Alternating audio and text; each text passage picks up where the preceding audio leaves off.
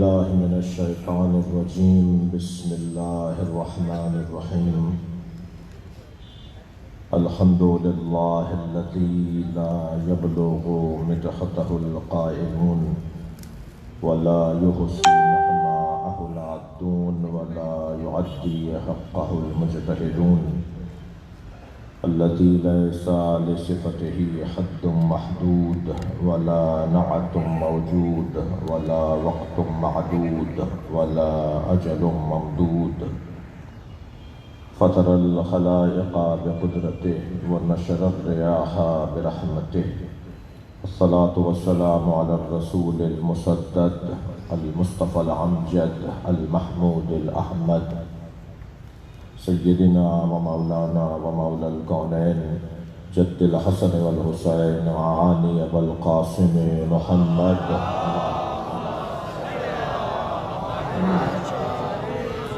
وآله الطيبين الطاهرين المعصومين الذين أذهب الله عنهم الرجس وطهرهم تطهيرا اللهم صل على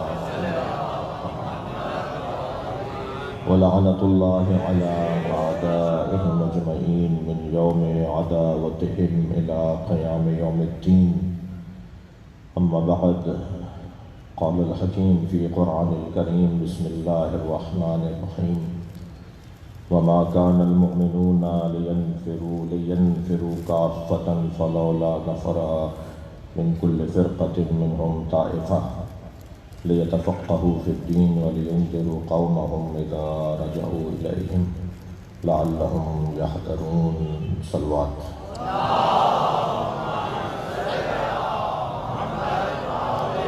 التماس ایک سورہ فاتحہ 3 مرتبہ سورہ اخلاص استاد العلماء مروج شریعت عارف وارستہ عالم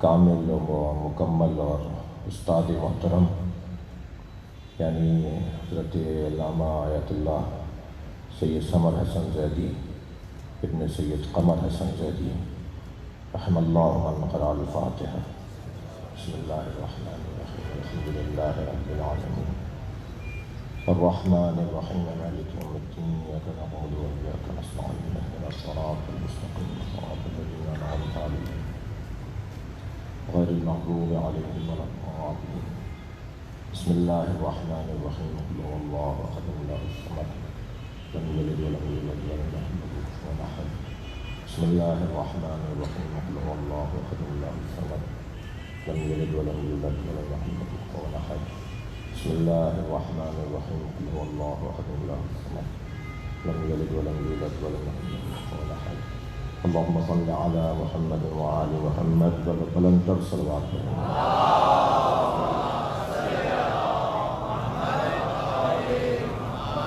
سورہ مبارکہ توبہ کی 122ویں آیت اللہ نے اس کلام میں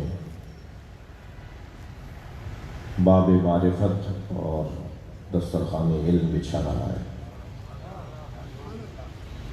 حصول علم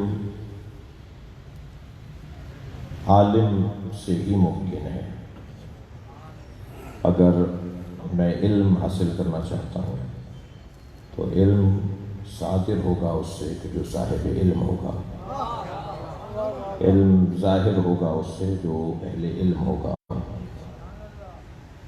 علم حاصل کرنا اور علم کے حصول کی فضیلت کا باب بہت ہی روشن ہے۔ ویسے بھی اللہ کو جاہل پسند نہیں ہے، اور ذات کردگار نے عالموں کا جتنا احترام کیا ہے وہ کسی اور کا نہیں ہے، بلکہ میں یوں کہہ دوں کہ اللہ نے جن کو سب سے زیادہ محترم قرار دیا انہیں سب سے زیادہ عالم بنایا ہے۔ محترم ہونے کا اور صاحب عزت ہونے کا جو اللہ نے سبب اول قرار دیا ہے وہ علم کو قرار دیا ہے۔ میرے مولا علی سے پوچھا گیا کہ آپ کے فضائل بہت ہیں مگر وہ کون سی فضیلت ہے جس پہ خود آپ کو فخر ہے؟ فرمایا اللہ نے مجھے اپنے ساتھ گواہ رسول بنایا ہے اور عالم الکتاب قرار دیا۔ اپنے سینے پہ ہاتھ رکھ کے فرماتے ہیں یہاں علم کا سمندر ہے۔ صلوات پڑھیں محمد و آل محمد۔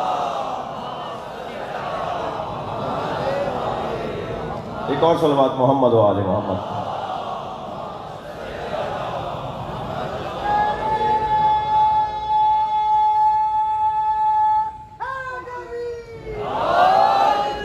علماء کرام کی زیارت نصیب ہو رہی ہے، ایک صلوات و ہدیہ کریں محمد و اللہ۔ ابتدائی بیان سے گزر رہا ہوں اور اپنے اس عنوان کی جو سرنامہ ہے اس آیہ کریمہ پہ غور کرنا چاہتا ہوں۔ طالب علمانہ سوچ ہے اور طالب علمانہ نگاہ ہے، اور علماء سے اپنا سبق دہرا کر ان سے دعا چاہتا ہوں۔ تو طے یہ ہوا کہ اللہ نے اگر کسی کو صاحب فضیلت قرار دیا ہے تو وہ وہی ہے جو صاحب علم ہے۔ عالموں کا بڑا مقام ہے، اہل علم کا بڑا مقام ہے، رجوع کرنے کا بھی حکم انہی سے ہے کہ جو صاحب علم ہے۔ ہر فیلڈ میں، ہر شعبے میں، ہر میدان میں جو ماہر ہوتا ہے اس کی بات ہی کو مانا جاتا ہے۔ لہذا علم کی اللہ نے دو قسمیں کر دی۔ اللہ کے حبیب کی زبان سے جاری ہوئے کلمات کے علم کی دو قسمیں ہیں، یا بدنوں کا علم ہے، یہ ممبر بھی بدن ہے، یہ مائک بھی بدن ہے، یہ پتھر بھی بدن ہے، یہ آپ کا بدن، یہ میرا بدن، یہ ہم سب کے پاس یہ جتنی بھی چیزیں نظر آ رہی ہیں علم الابدان، یہ سارا بدنوں کا علم، بایولوجی، کیمسٹری، یہ ساری چیزیں علم الابدان کے باب میں۔ اور پھر ایک تمام بدنوں کو ایک طرف رکھا اور دین کی فضیلت کو علیحدہ رکھا۔ پوری دنیا میں جتنے بدن ہیں، جتنے بھی میٹر کی چیزیں ہیں، جتنی بھی مادی چیزیں ہیں، صلوات پڑھیں محمد و آل محمد۔ اور میرا اور آپ کا بدن بھی مادی ہے، یہ اتنا سا تھا، یہ 6 فٹ کا ہو گیا، یہ کبھی سکڑ جاتا ہے، کبھی بڑا ہو جاتا ہے، کبھی چھوٹا ہو جاتا ہے۔ تو یہ جتنی مادی چیزیں ہیں ان سب کے علوم کو ایک پلڑے میں رکھا اللہ نے، اور دین کے علم کو ترازو کے دوسرے پلڑے میں۔ لہذا دین کے علم کو غالب قرار دیا تمام علوم کے اندر۔ علم کی فضیلت باب بہت وسیع ہے، مجھے بہت ہی محتاط انداز سے اپنی گفتگو کو مکمل کرنا ہے۔ مرکز علمی میں اس ادارے سے یادیں وابستہ ہیں، اس ادارے سے تاریخ جڑی ہوئی ہے، اس ادارے سے بہت سے دوستوں کی، بہت سے بزرگوں کی، بہت سے اساتذہ کی یادیں جڑی ہوئی ہیں۔ مجھے اچھی طرح یاد ہے سویم کی مجلس تھی حضرت مولانا سمر حسن زیدی اللہ مقامہ کی قدمگاہ مولادی پر، حضرت آیت اللہ ابراہیم امینی پر تشریف فرما ہوئے تھے، اور آغا حسینی خانہ فرنگ کے ڈائریکٹر تھے، اور آیت اللہ ابراہیم امینی نے اس میں خطاب کیا تھا۔ میں اس مجلس میں تھا۔ ایک صلوات پڑھے ذرا محمد۔ مجھے نہیں معلوم کہ مدرسہ مشعل العلوم نے وہ ریکارڈ محفوظ رکھا یا نہیں، لیکن مجھے اچھی طرح یاد ہے کہ ان کے مولانا سمر حسن زیدی کے نام کے ساتھ آیت اللہ کا لفظ لگانے پہ 2-3 دن یہاں تبصرہ رہا تھا۔ تو وہ تبصرے پہ ہم نہیں جائیں گے، اس عالم کا انہیں آیت اللہ کہنا ہمیں سمجھ میں آتا ہے۔ صلوات پڑھے محمد و آل محمد۔ تو بحث یہ تھی کہ اللہ قرآن مجید میں سورہ مبارکہ توبہ میں ارشاد فرما رہا ہے وَمَا كَانَ الْمُؤْمِنُونَ لِيَنْفِرُوا كَافَّةً، مومنین سب کے سب جہاد کے لیے کیوں جا رہے ہیں؟ اللہ نے جہاد کو اور حصول علم کو برابر برابر قرار دیا، یعنی مجاہد اور عالم، میدان میں اترنے والا اور قلم چلانے والا، لوگوں کو امن و امان فراہم کرنے والا اور لوگوں کو علم عطا کرنے والا، سب کے سب کیوں جہاد کے لیے لے جا رہے ہیں؟ سب کے سب کیوں جہاد کرنے جا رہے ہیں؟ نہیں، فَلَوْلَا نَفَرَ مِنْ كُلِّ فِرْقَةٍ مِّنْهُمْ طَائِفَةٌ، کچھ لوگوں کو چاہیے کہ وہ نکلیں لِيَتَفَقَّهُوا فِي الدِّينِ، تاکہ وہ دین میں سمجھ کو ایجاد کریں، دین سمجھنے کے لیے نکلیں۔ دین سمجھنا مقدمہ مانگتا ہے دین پڑھنا، نہیں ہو سکتا کوئی دین سمجھنا چاہے اور وہ دین نہ پڑھے۔ کچھ لوگ شارٹ کٹ کی بھی تیاری میں ہیں کہ کسی بھی تعلیم کے بغیر، کسی بھی نصاب کے بغیر وہ عالم بننا چاہتے ہیں۔ ویسے ہی دو لوگوں نے تو معاشرے کی کمر توڑ دی ہے، ایک سیلف میڈیسن والے اور ایک سیلف اسٹڈی والے، جو بغیر ڈاکٹر کے علاج کروانا چاہتے ہیں اور جو بغیر تعلیم حاصل کیے ہوئے عالم بننا چاہتے ہیں۔ یہ جو ایک نصاب کے مطابق طالب علم مدرسوں میں آتے ہیں، اساتذہ سے پڑھتے ہیں، محنت کرتے ہیں، مشقت کرتے ہیں، مباحثہ کرتے ہیں، مطالعہ کرتے ہیں، اپنے نوٹس تیار کرتے ہیں، سب شب و روز محنت کرتے ہیں، مگر پھر انہی کے درمیان سے کوئی ایک دو لوگ نکل کر آتے ہیں کہ جنہوں نے کچھ نہیں کیا ہوتا مگر وہ معاشرے کے بہت معتبر لوگ بھی ہوتے ہیں۔ ہاں، بہت سارے لوگ تو اہل بیت کے علم لدنی کے قائل نہیں ہیں مگر اپنے علم لدنی کے قائل ہیں، ہمیں بغیر کسی کے پڑھائے ہوئے علم مل گیا ہے، اور یہ خطرناک ہے۔ لیکن اصل جو نصاب اور نظام ہے وہ یہ ہے کہ باقاعدہ ایک ادارے میں داخلہ، باقاعدہ اساتذہ سے استفادہ، اور دینی مدرسوں کا عزیزان گرامی جو حسن ہے وہ شاید کسی اور تعلیمی ادارے کا نہ ہو، اور وہ حسن یہ ہے کہ یہاں صرف تعلیم نہیں دی جاتی بلکہ یہاں تربیت بھی دی جاتی ہے، اور شاید بہت بڑے بڑے فضلاء علماء اور بہت بڑے بڑے دانشور ہوں کہ جن کے ہاں تربیت کا فقدان ہونے کی وجہ سے شاید کسی طالب علم سے وہ کمتر ہوں کہ جس کے ہاں تربیت پائی جاتی ہے۔ تو جو تربیت کا پہلو مدارس دینیہ کے اندر خاص طور پہ ماضی میں موجود تھا، آج تھوڑا سا فقدان بڑھ رہا ہے، مشکلات بڑھ رہی ہیں، اور وہ جو ماضی میں تربیت کا فقدان تھا، میں اس کی ایک نظیر، ایک مثال آپ کو دینا چاہتا ہوں۔ یہ کمرہ جس میں مولانا سید سمر حسن زیدی اللہ مقامہ کی قبر ہے، اس کمرے میں بیٹھے ہوئے تھے مولانا حیدر علی جوادی صاحب۔ مولانا سید سمر حسن زیدی صاحب سامنے برآمدے میں کرسی ٹیبل ان کی لگی ہوئی تھی۔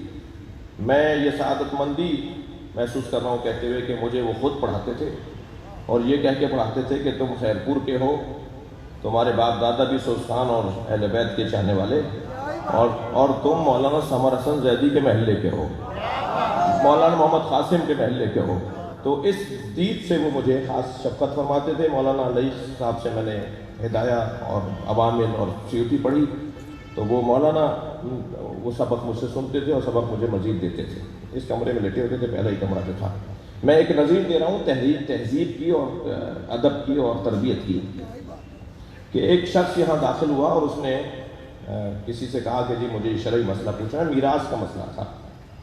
وہ مسئلہ لے جایا گیا مولانا حیدر علی جوادی صاحب کے پاس، انہوں نے لئی صاحب کو بھی بلا لیا۔ دونوں میرے بزرگ، دونوں میرے استاد کا درجہ رکھنے والے اس مسئلے کے اوپر غور کرتے رہے۔ آخر انہوں نے مجھے اشارہ کر کے بلایا اور کہا مولانا کے پاس لے جاؤ اور ابھی نہیں بتانا کہ کس نے تمہیں دیا ہے۔ تو بہرحال میں لے گیا مولانا کے پاس، اور مولانا نے بغیر قلم اٹھائے ہوئے اپنا لیٹر پیڈ اٹھایا اور بغیر قلم اٹھائے ہوئے اس کا جواب تحریر کیا۔ تحریر بھی اتنی حسین تھی کہ اس کو اگر فریم کروا کے لگایا جائے تو غلط نہیں ہوگا، خط اتنا عمدہ تھا مولانا کا۔ تحریر انہوں نے لکھی، اس کا جواب لکھا، اور وہ میں مولانا کے پاس لایا۔ مولانا علی صاحب کے پاس، مولانا ابھی ایک رحلت فرما چکے ہیں مولانا، اور مولانا حیدر علی جوادی صاحب زندہ ہے، اللہ کرے انہیں یاد ہو۔ یہ بات تو اتنی اہم نہیں ہے، نہ یاد نہیں بھی ہوگی تو کوئی فرق نہیں پڑتا، لیکن مجھے یہ یاد ہے کہ وہ میں نے مولانا کو دیا۔ پھر مولانا نے انہیں آگے بڑھایا، اور دونوں نے ایک جملہ مشترکہ طور پہ کہا کہ فقہ میں مولانا سمر حسن زیدی واقعی استاد ہے، ایک مضبوط طالب دین، ایک بہترین مضبوط طالب دین۔ اور یہ جو میں نے مثال دی ہے تربیت کی، کہ اپنے استادوں کا احترام، اپنے بڑوں کا خیال۔ مجال نہیں ہو سکتی تھی اور مجال نہیں ہونی چاہیے کسی طالب علم کو کہ اپنے استاد کے سامنے بات کرے۔ استاد کے سامنے کھڑا ہونا، استاد کے سامنے بات کرنا، یہ نہیں ہوتا تھا۔ یہاں وہ منظر بھی میں نے دیکھا تھا کہ جب آفت زدہ قرار دیا گیا تھا حیدرآباد کو، 92 کی یا 91 کی بات ہے، 91 کی بات ہے، یہاں شدید لسانی جھگڑے تھے اور اس کی بنیاد پہ حیدرآباد آفت زدہ تھا۔ مولانا ہمارے دوست تھے چانڈیو صاحب، ذاکر حسین چانڈیو کو انتظامیہ کے لوگ پکڑ کے لے گئے کیونکہ کرفیو لگا ہوا تھا۔ مولانا یہاں سامنے ایک ہوٹل تھا، روڈ کراس کر کے سارے طالب علم وہاں چائے پینے جاتے تھے، مجھے نہیں معلوم اب بھی ہے یا نہیں جی، تو وہاں گئے ہوں گے تو وہ رستے میں پولیس نے پکڑ لیا اور یا فوج نے پکڑ لیا، لے گئے۔ مجھے یاد ہے سعادت علی شاہ شاید آئی جی تھے، ایسے ہی ہے، تو انہیں فون پر کہہ رہے تھے کہ میرے بیٹے کو پولیس لے گئی ہے۔ اب ان کا ذہن تو جائے گا نا کہ محمد عباس صاحب کو لے گئی ہے۔ بات ہی جس کو فون کر کے کر رہے تھے اس سے یہ کر رہے تھے میرے بیٹے کو پولیس لے گئی ہے، میرے بیٹے کو فوج اٹھا کے لے گئی ہے، مجھے میرا بچہ چاہیے، مجھے میرا بیٹا چاہیے۔ اور مجھے نہیں لگتا شاید ایک دن سے زیادہ لگا ہو. بعض میرے دوستوں کو یاد ہوگا گل حسن صاحب تشریف فرمائے, مولانا امداد لغاری تشریف فرمائے جو اس وقت میں یہاں تھے. وہ مجھے منظر یاد ہے اسی جگہ جب مولانا چانڈیو صاحب کو, ذاکر حسین چانڈیو کو انتظامیہ پولیس لے کر آئی تو مولانا یہاں ان سے گلے لگ کر ایسے رو رہے تھے جیسے ان کا اپنا سگا بچہ واپس آ رہا ہے. یہ خلق و خو, یہ پیار طالب علم سے, یہ محبت طالب علم سے. مجھے خوف ہو رہا ہے کہ میرے جو سینئر بیٹھے ہوئے ہیں وہ کہیں مجھے میری کسی بات کو رد نہ کرتے ہیں, لیکن مولانا عباس علی نجفی صاحب سے میں نے اپنے کانوں سے یہ بات سنی کہ جب ہم نجف اشرف جا رہے تھے تو ہمارے پاس وسائل نہیں تھے نجف جانے کے, تو مولانا سمر حسن زیدی صاحب کی اہلیہ نے اپنی طرف سے ہمیں وسائل فراہم کر کے دیا. مولانا درس یاد نہ کرنے پر, اب مجھے یاد آ رہی ہیں باتیں, سن لیجیے تھوڑی سی. مولانا درس یاد نہ کرنے پر باورچی سے کہتے تھے انہیں کھانا نہیں دینا, اور ادھر بیگم صاحبہ سے کہہ دیتے تھے کہ اگر یہ آئیں تو انہیں کھانا کھلا دینا. کیا خلق و خو. صلوات پڑھیں ذرا محمد والے. وہ مولانا محمد عباس زیدی کی والدہ ہی نہیں تھی, سارے طالب علموں کی والدہ. سارے طالب علموں کے لیے ایسا تھا جیسے ایک ماں کی حیثیت رکھتی ہیں. سب کو اللہ نہیں چاہ رہا کہ جہاد پر جائے, اللہ چاہ رہا ہے کہ کچھ لوگ جہاد کرنے جائیں, کچھ لوگ حصول علم کے لیے جائیں. مگر یہ جو حصول علم کے لیے جائیں وہ کیا مطلب ہے؟ حصول علم نہیں, تفقہ فی الدین, دین میں سمجھ. یہ جو فقہ ہے نا, لفظ فقہ ہے.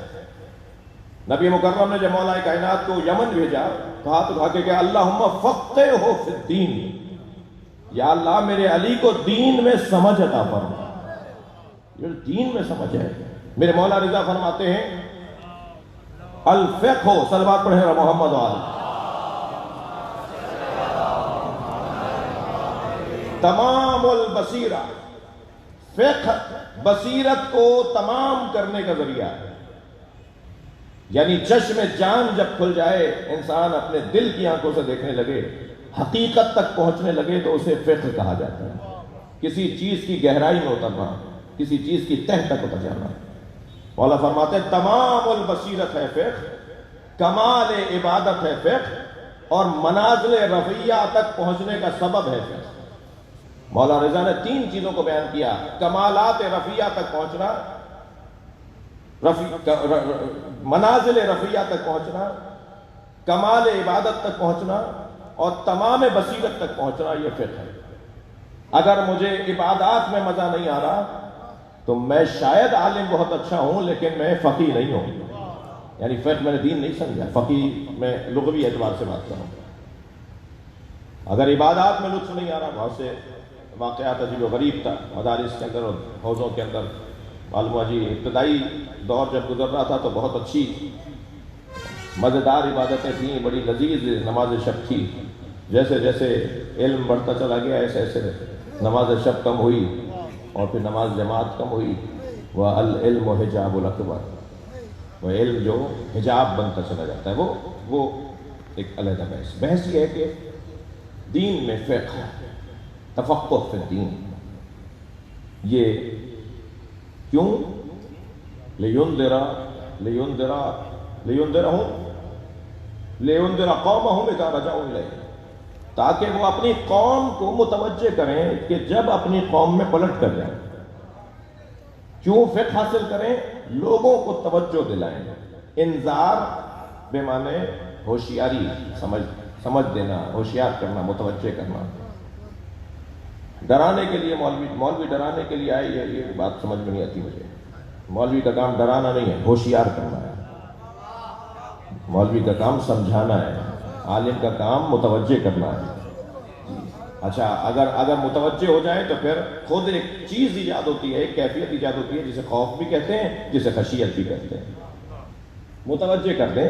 مثال کے طور پر ایک عالم دین کا کام ہے کہ جی وہ متوجہ کرے. مثلاً آپ کے پیچھے اگر کوئی موذی جانور کھڑا ہو اور آپ کہیں کہ شیر کھڑا ہے, سانپ کھڑا ہے, تو یہ آپ کا, میرا کام ہے توجہ دلانا. مولانا کا کام تھا توجہ دلانا. لیکن اب اسے دیکھ کر کوئی ڈرے گا, کوئی لپٹے گا, کوئی ممکن ہے اسی جانور سے لپٹ جائے, کوئی ممکن ہے بھاگنے لگے, تو یہ اب اس کا کام ہے. وہ جو نتیجہ ہے نا توجہ دلانے کا، وہ نتیجہ میرے ہاتھ میں نہیں ہے.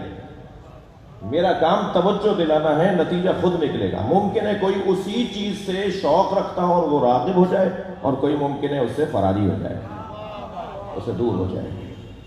میرا کام، مدرسے کا کام، طالب علموں کا کام، علماء کا کام متوجہ کرنا ہے. شاید کہ وہ متوجہ ہو جائیں، جنہیں جا کر میں سمجھاؤں، میں متوجہ کروں.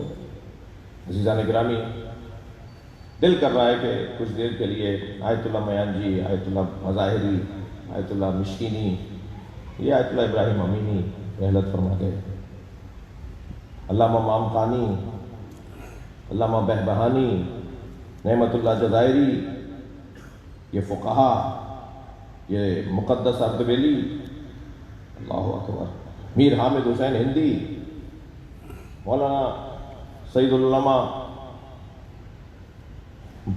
سید علی نقی نقن، اللہ مقامہ، محمد باقر بہبہانی، یہ بڑے بڑے نام جن کے وضو کا پانی اگر فرشتے اٹھا کے لے جائیں تو عجب نہیں ہے. ایسے مقدس لوگ، جی اللہ کے ولی، ان کے طریقے کیا تھے، ان کے انداز کیا تھے. میر حامد حسین ہندی اللہ مقامہ نماز جمعہ پڑھانے جا رہے ہیں. جس گھوڑے پر بیٹھ کر انہیں جانا تھا، گھوڑے کی سواری تھی، جس گھوڑے پر بیٹھ کے وہ جانا چاہ رہے تھے، وہ گھوڑا ان سے لگام نہیں لے رہا تھا، یعنی وہ لگام ڈالنا چاہ رہے تھے، وہ بکھرا ہوا تھا اور بے قابو تھا، قریب نہیں آ رہا تھا. قریب جا رہے تھے تو وہ مضطرب تھا، لگام نہیں ڈالنے دے رہا تھا گھوڑا. اور مولانا کو آیت اللہ العظمیٰ ہے جی، میر حامد حسین ہندی صاحب ابقات الانوار، وہ گھوڑے کو لگام ڈالنا چاہتے ہیں، گھوڑا ان کے قابو میں نہیں آ رہا. تو خیال آیا کہ اسے کسی طرح سے مانوس کرو. تو اپنی جھولی ایسے پھیلائی جیسے دانہ دے رہے ہو، اپنی جھولی پھیلائی کہ دانہ کھا لے. تو گھوڑا بہک کر ان کے قریب آ گیا اور اتنی دیر میں انہوں نے لگام ڈال دی، اس پہ بیٹھ گئے. اب یہ اپنے گھر سے نکل کر 2 موڑ نہیں مڑے تھے کہ واپس آ کر گھوڑے کو کھول دیا. کہنے لگے میری نماز ہی جائز نہیں ہے جو میں جانور کو دھوکہ دے کے لے جا رہا ہوں.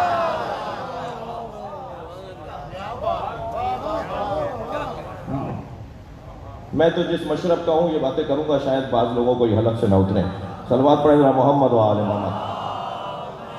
اتنے محتاط لوگ.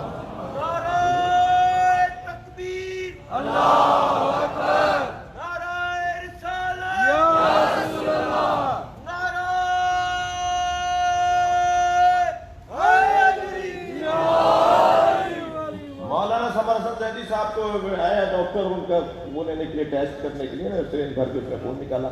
میں ان کے برابر میں بیٹھا تھا. تو اس نے وہ جو روئی کی کھوج جو ہے وہ اس پہ رکھ دی جہاں سوئی لگائی تھی، اس نے انجیکشن لگایا تھا. تو وہ میں نے اس کو پکڑ لیا. تھوڑی دیر کے بعد اسے کہنے لگے کہ یہ بھی کوڑے دان میں ڈالو، ہاتھ بھی پاک کر کے آؤ. مولانا جو وضو میں طہارت میں شدید تھے، تو میں انہیں کچھ اور نہیں کہوں گا جو بعض لوگ کہتے ہیں یا بعض لوگ سوچ سکتے ہیں. مولانا محتاط تھے، شکی نہیں تھے. احتیاط تو اس درجے پر ہے کہ اگر مدرسے کے اس گیلری کے اندر رات کے 2 بجے میں کسی غرض سے اٹھوں، اپنی حاجت کے لیے اٹھوں اور سارے کمروں میں طالب علم سو رہے ہیں، تو محتاط علماء اس حد تک گزرے ہیں کہ وہ جوتیاں ہاتھ میں اٹھا لیتے ہیں کہ اگر پیر کی آواز اور جوتوں کی آواز سے کسی کی نیند خراب ہو گئی تو میرا چلنا حرام ہے.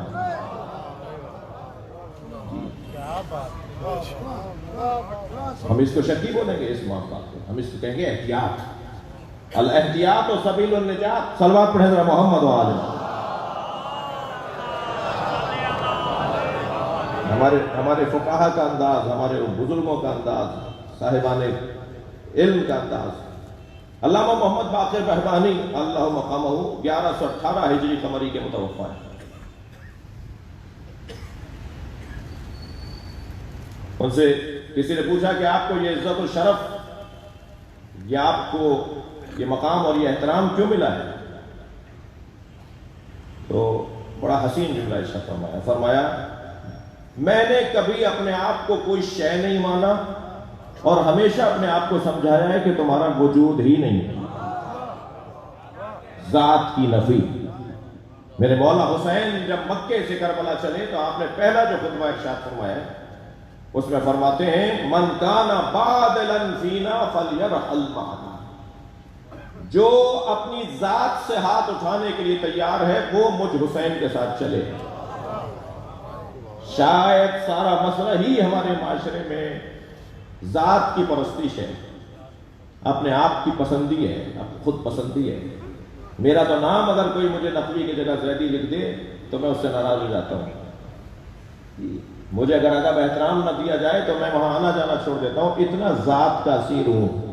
ہم مکڑی کو تو کہتے ہیں کہ وہ اپنے جالے میں جالا بن بن کر آخر اسی میں مر جاتی ہے، حال میرے جیسے کا بھی اچھا نہیں ہے۔ صلوات پڑھیں ذرا نبی اور آل نبی پر۔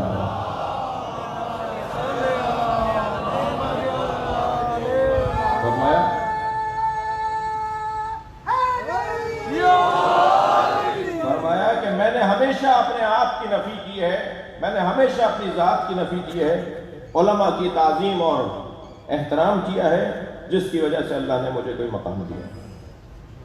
شاید ہی کوئی شیعہ ہو جس کے گھر میں قرآن کے ساتھ مفاتیح الجنان نہ رکھی ہو، شاید ہی کوئی شیعہ مسجد ہو کہ جس میں قرآن کے ساتھ قرآن کی الماری میں مفاتیح الجنان نہ ہو۔ کون سا شیعہ ہے جو لفظ مفاتیح الجنان سے آشنا نہیں ہے؟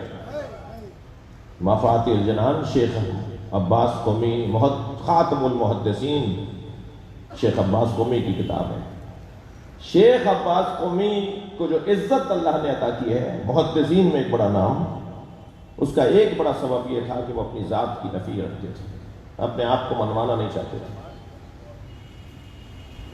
ان کے والد آئے، بیٹا تم روزانہ کچھ نہ کچھ پڑھتے رہتے ہو، روزانہ مدرسے جاتے ہو، پڑھانے جاتے ہو، پڑھنے جاتے ہو، ہمارے محلے کے جو پیش نماز ہیں وہ روزانہ ایک کتاب سے ایک صفحہ پڑھ کر سناتے ہیں، ہم سب پر لرزہ طاری ہو جاتا ہے، پوری مسجد اپنے گناہوں کی توبہ کر کے اٹھتی ہے۔ اتنی اچھی کتاب کو ایک صفحہ پڑھ کر کھول کر پڑھتے ہیں، تم نے تو آج تک ایسی کتاب نہیں لکھی۔ کہا ابا وہ کون سی کتاب ہے؟ کہا مناظر الآخرہ۔ جب تک ابا زندہ رہے ابا کو نہیں بتایا وہ میری ہی کتاب ہے جو پڑھتے ہیں۔ ٹھیک ہے ابا یہ سمجھتے رہیں کہ تمہیں کچھ نہیں آتا، ذات کی نفی۔ ہمیں تو فوراً شیطان چٹکی بھرتا ہے، بتاؤ تم بھی نماز پڑھتے ہو؟ بعض اوقات تو مقابلہ چل رہا ہوتا ہے گفتگو میں، میں نے ایسا کیا، تو دوسرا کہتا ہے میں نے ایسا کیا، پھر تیسرا کہتا ہے میری تو نماز بھی قضا نہیں ہے، چوتھا کہتا ہے میری نماز شب بھی قضا نہیں ہے۔ وہ شیطان اکساتا ہے کہ ذرا اپنا حال بتاؤ، بقول شخصے کے معاشرے میں ہر دوسرا بندہ جو ہے وہ چھپا ہوا خزانہ ہے جو چاہتا ہے پہچانا جاؤں۔ تو اللہ نے کہا تھا نا کہ کنت کنزا مخفیا، میں چھپا ہوا خزانہ تھا، میں نے چاہا پہچانا جاؤں۔ یہاں ہر دوسرا بندہ کہتا ہے کہ میں چھپا ہوا خزانہ ہوں، چاہتا ہوں پہچانا جاؤں۔ علماء کرام کی روش، طریقہ، انداز، مجھے توفیق نصیب ہوئی ہے کہ میں مولانا کی برسی میں شریک ہو رہا ہوں۔ یہ کیفیات چھوڑ رہا ہوں، بہت ساری باتیں مقدس ارتبیلی کیا کہنا۔ اللہ اکبر۔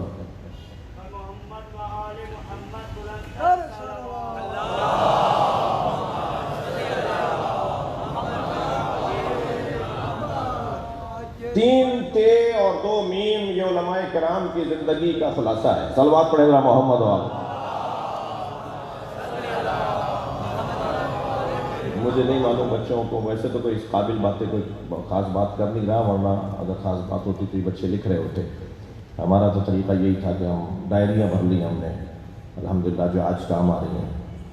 تین تے اور دو میم یہ علماء کی زندگی کا خلاصہ ہے۔ ہر عالم دین، کامیاب عالم دین ان موضوعات پہ کام کرتا ہے۔ تین تے کون کون سی ہیں؟ سب سے پہلی تے توجہ چاہوں گا، تدریس۔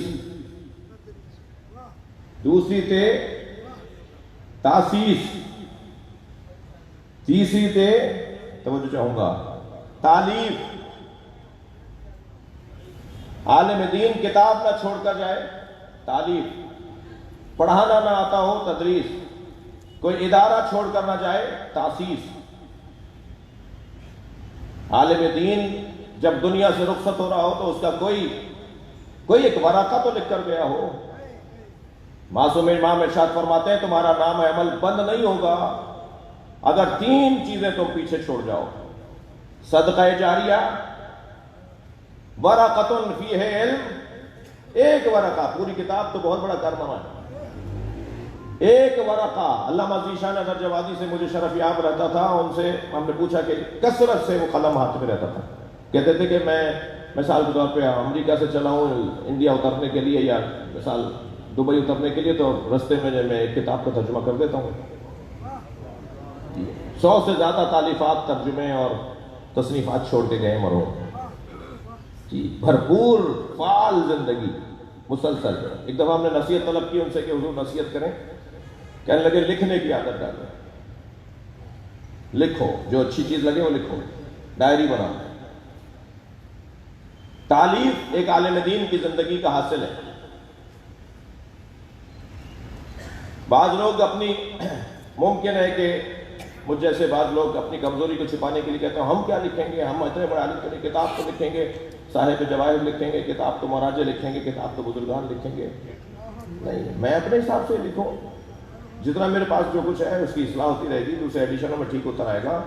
भाई कुरान तो एक ही है ना कि जिसके अंदर ला रैब अफी है, कोई शक और रैब नहीं है, कोई ऐब नहीं है, कोई कमजोरी नहीं है। सबकी किताबों में कोई ना कोई कमजोरी होगी। इस कमजोरी से डर कर अगर मैं कुछ भी ना करूं तो शायद ये मेरे लिए अच्छा नहीं है। मैं तालिब इल्मों से ज्यादा मुखातिब हूं।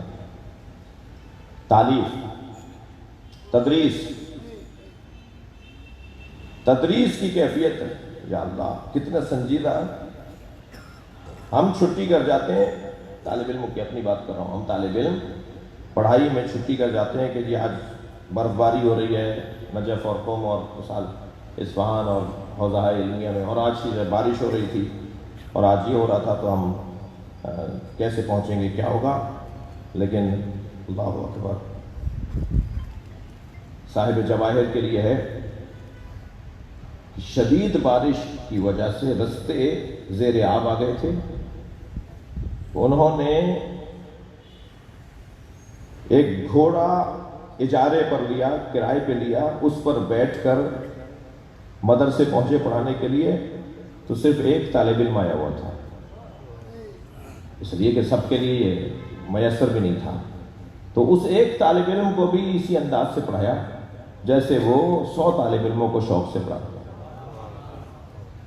इन्हीं साहिब जवाहिर ने तालीफ के बाब में देखें, उन्होंने कसम खाई थी लिल्लाह अलैया, शरई कसम खाई थी कि मैं रोजाना जवाहिर का एक सफ़ा जरूर लिखूंगा, जवाहिर कलाम का एक सफ़ा जरूर लिखूंगा। और क्योंकि अपने ऊपर शरई कसम खाई भी थी कि मैं काम लिखने के काम को बंद नहीं करूंगा। बेटे का इंतकाल हो गया, बेटे के सिरहाने बैठकर अपनी नजर को पूरी करते रहे, किताब लिखने से हाथ नहीं उठाया उस दिन। ये यूं ही हम तक दीन नहीं पहुंचा है। ये जो अहले बैत का पैगाम आज लाइब्रेरियों में और आज हमारे यहाँ मौजूद है, ये बड़ी मेहनत से यहाँ तक आया है। तदरीस, तालीफ और तासीस, खैराती इदारे बनाना, मसाजिद बनाना, इमाम बारगाह बनाना, स्कूल बनाना, हॉस्पिटल बनाना, ये आलिम दीन का काम है। सैयद हसन रसूलुल्लाह ने अगर लुबनान में कामयाबियां हासिल की हैं तो उसका एक बड़ा सबब उनके तासीसाती इदारे हैं। कॉलेजों का एक चेन है, स्कूलों की एक चेन है, हॉस्पिटल्स की एक चेन है। मसीहियों को, यहूदियों को देखिए, मैं इस मजलिस के अंदर भी मेरे सुन्नी भाई तशरीफ फरमाए, अगर कोई जमात इस्लामी का कोई खैराती इदारा है, हॉस्पिटल है, मैं वहां जाऊंगा तो कुछ देर के लिए जमात इस्लामी के लिए मेरे जहन में अच्छा ख्याल आएगा या नहीं? ये फितरी मसला है, मेरा दर्द वहां दूर हो रहा है, मुझे इंजेक्शन वहां मिल रहा है, मेरी दवा वहां से मिल रही है, डॉक्टर वहां बहुत अच्छा बैठा हुआ है, कहां जा रहा है? जो जमात इस्लामी का खैराती इदारा है उसका हॉस्पिटल है। ऐसे ही अगर किसी शिया ने कोई इमाम ज़ैनुल आबिदीन हॉस्पिटल बनाया हो, अगर किसी शिया ने फातिमा ज़हरा हॉस्पिटल बनाया हो, میں اپنے میڈیکل سینٹر خیرپور کے اندر گیا، تھیلیسیمیا کے مریض بچوں کو لائن سے لٹایا ہوا تھا، کوئی 80 بچے تھے جن کو خون چڑھ رہا تھا، 2 بڑی بڑی داڑھیوں والے بھی اپنے بچوں کے ساتھ وہاں بیٹھے تھے۔ مجھے ویسے داڑھیوں والوں سے پیار ہے تو میں نے آگے بڑھ کر ان کو سلام کیا۔ آفس میں گیا تو ہمارے اسٹاف نے بتایا کہ یہ دونوں کل عدم جماعت، تکفیری جماعت جو ہمیں کافر کہتی ہے، وہ لوگ ہیں، یہ فلاں سیکرٹری ہے اور یہ فلاں سٹی کا صدر ہے، اور وہ خون چڑھانے کہاں آیا ہوا تھا؟ القائم میڈیکل سینٹر میں، یعنی جس میں کھلی ہوئی تصویر ہے کہ جی یہ کس کا ادارہ ہے۔ تو میں نے کہا جی ان کے بچوں کا آپ دوسرے بچوں سے زیادہ خیال کریں گے، اس سے بہتر تبلیغ کوئی اور نہیں ہے۔ تاسیسات، اداروں کی تشکیل، لوگوں کے مسائل آپ کے ہاتھ میں آ جائیں گے تو پھر آپ سے وہ دور کیسے ہوں گے؟ لوگوں کی پریشانیاں اگر آپ کے ہاتھ میں آ جائیں، ان پریشانیوں کو آپ دور کر رہے ہو تو وہ آپ سے دور کیوں ہوں گے؟ مجھے معاف کریں گے، ایک سبب دوری کا یہ بھی تو ہے کہ مجھے تو لوگوں کی درد کا پتہ ہی نہیں ہے، اور اگر پتہ ہے تو وہ ہم سے قریب ہو جاتے ہیں، جس کو پتہ ہوتا ہے اس کے قریب ہو جاتے ہیں۔ کوئی منطق اور فلسفہ نہیں ہے، سیدھی 2 اور 2 4 کی بات ہے۔ لہذا تعلیم، تدریس اور تاسیس، یہ علماء کرام کامیاب۔ آپ ایران آیت اللہ مراشی نجفی کا ہاسپٹل، آیت اللہ گلپائگانی کا ہاسپٹل، محمد حسین فضل اللہ کا لبنان میں ہاسپٹل اور ادارے، یہ پوری دنیا کے علماء نے کام کیا۔ پاکستان میں بھی الحمدللہ علماء کرام کا کام ہے، شخصیات نے کام کیے ہیں، مزید کام کی ضرورت ہے۔ اور 3 تے کے بعد 2 میم، ممبر اور محراب۔ صلوات پڑھیں محمد و آل محمد۔ ممبر پر بھی عالم ہی بیٹھے گا، یہ جگہ عالم دین کے بیٹھنے کی ہے، البتہ جس معنی میں عالم کہہ رہا ہوں اسی معنی میں سنیے گا، ورنہ نحن العلماء، عالم صرف اہل بیت ہیں، عالم صرف اہل بیت ہیں، شیعتنا متعلمون، اور ہمارے شیعہ ہمارے شاگرد ہیں۔ تو عالم ہونے کا جو واقعی عنوان ہے وہ تو اہل بیت کے ساتھ ہے، لیکن جو رائج اصطلاح ہے اس کے مطابق میں عرض کر رہا ہوں کہ ممبر پر وہ بیٹھے گا جو عالم ہوگا۔ تو ممبر پر بیٹھنا، ممبر کی اہمیت کتنی ہے، ممبر کی ضرورت کتنی ہے؟ آج جتنا شیعہ قوم میں اور مجموعی طور پر سنی شیعہ میں جتنی الجھنیں ہیں نا، ان کا 70% سبب ممبر پر سنجیدگی کا نہ ہونا ہے۔ بلندتر سلوات،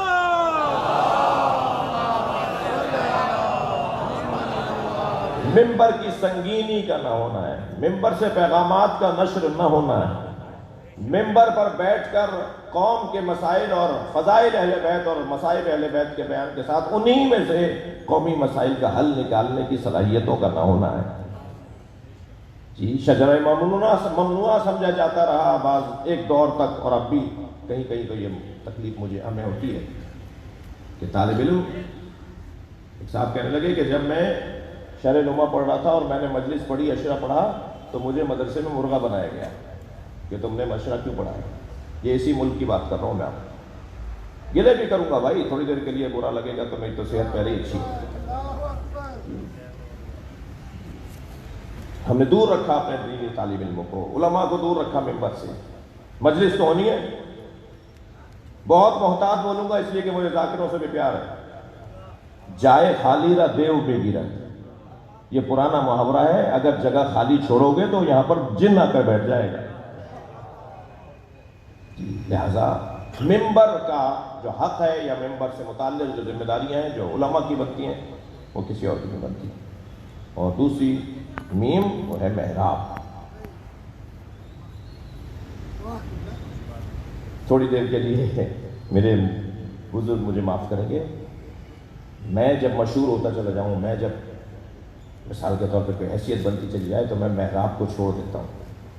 فارغ مولوی جس کے پاس کام نہ ہو وہ عالم دین، وہ نماز پڑھائے گا۔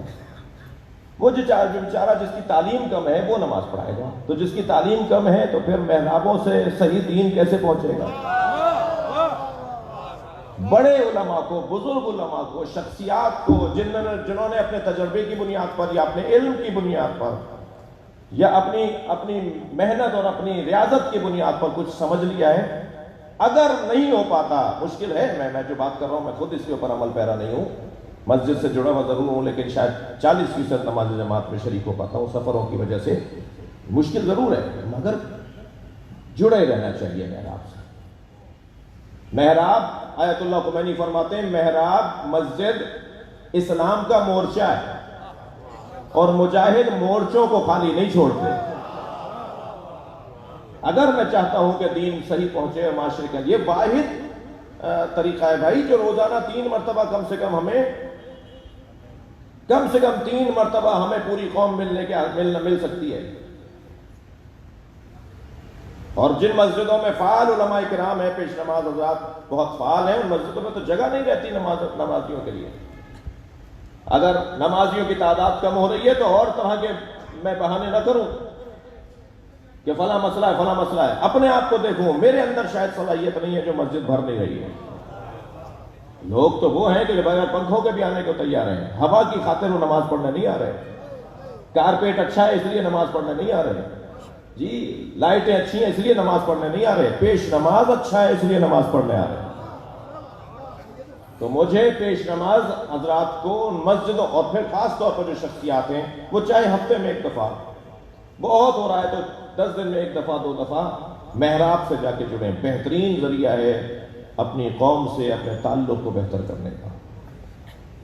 کچھ اگر ناگوار باتیں گزری ہوں تو مجھے معاف کریں گے۔ خود نبی مکرم نماز جماعت کی امامت کرتے ہیں، امام رضا نماز جماعت کی امامت کرتے ہیں۔ فضل ابن شاہزان سے امام رضا نے نماز جماعت سے متعلق ایک قول ارشاد فرمایا، وہ میں آپ کے ہدیہ کر رہا ہوں۔ فضل ابن شاہزان سے امام رضا فرماتے ہیں کہ نماز جماعت اخلاص، توحید اور اسلام کے دفاع کا بہترین ذریعہ ہے۔ خلوص اور سچائی الفاظ میرے ہیں، کچھ میں قول میں جو ہے وہ زبان حال کو بیان کر رہا ہوں، ما قال اور زبان حال کو بیان نہیں کر رہا جی۔ نماز جماعت ایک استعارہ ہے، ایک اشارہ ہے، ایک علامت ہے خلوص کی۔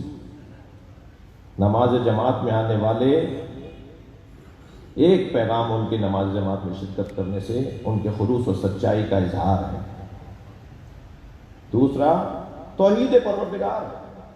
اگر آج ہم کسی حوالے سے پریشان ہیں تو اس پریشانی پر پمفلیٹ اور اشتہار اور میسج چلانا وقت کا زیان ہے۔ نماز جماعت کو مضبوط کر دو، توحید کا عقیدہ مضبوط ہو جائے گا۔ جتنا نماز جماعت مضبوط ہوگی اور جماعت والوں میں اور نماز پڑھنے والوں میں اضافہ ہوتا چلا جائے گا، اتنا عقیدہ توحید کی مضبوطی بڑھتی چلی جائے گی۔ اسلام اور دین سے جڑنے کا ایک استعارہ ہے۔ بقول ایک بزرگ عالم دین کے کہ آخری زمانے میں دیندار ہونا بہت مشکل ہے، متدین تو بہت دور کی بات ہے۔ ہم ایک لفظ کہتے ہیں فلاں متدین ہے، متدین ہونا بہت دور کی بات ہے، وہ دین کا مخالف نہ ہو یہی بڑا کارنامہ ہے۔ ایک بزرگ عالم دین فرماتے ہیں کہ آخری زمانے میں دین خلاصہ ہو جائے گا نماز جماعت سے۔ کارنامہ ہوگا لوگوں کا اگر وہ نماز جماعت میں آ رہے ہیں، سب سے بڑا دیندار ہوگا جو نماز جماعت میں آ رہا ہوگا۔ لہذا محرابوں کو مضبوط کرنے کی ضرورت ہے۔ علماء کرام، دینی مدارس سے فارغ و تحصیلان ان 2 میموں سے اور 3 تے، یہ ممبر کی زبان میں نے بنائی ہے اس لیے یہ تقسیم کر رہا ہوں، ورنہ یہ کوئی حدیث نہیں ہے 3 تے اور 2 میم جی۔ تعلیم، تدریس اور تاسیس، محراب اور ممبر، ان 5 شعبوں میں اگر کام ہو جائے تو پھر کوئی ایسی بات نہیں ہے جو کمزور رہ جائے۔ اللہ ہماری قوم مسلمانوں مومنوں کو اپنے حفظ و امان میں رکھے، اور ہمارے مراکز علمی کو جن کا کام ہے تعلیم و تربیت، انہیں مضبوط، محکم اور باوقار و باعزت قرار دے۔ ایک عالم دین اور ایک مضبوط عالم دین، ایک استاد عالم دین کی مجلس ترہیم ہے۔ چلیے اپنے ذہنوں کو کچھ دیر کے لیے کربلا لے چلیے، جہاں لشکر حسینی میں فقیہ موجود تھے۔ شاید تاریخ لکھ دیتی کہ حسین کے ساتھ وہ لوگ آئے جو بنی ہاشم کی شجاعت کے معترف تھے انہیں پتہ تھا کہ بنی ہاشم اگر کسی میدان میں اترتے ہیں تو اس میدان کو مار کر میدان جیت کر باہر آتے ہیں. تو اس لیے حسین کے ساتھ یہ لوگ آ گئے تھے کہ انہیں دنیا چاہیے تھی. مگر میرے مولا حسین نے ایک تحریر کی صورت میں یہ تاریخ کو جواب دے دیا.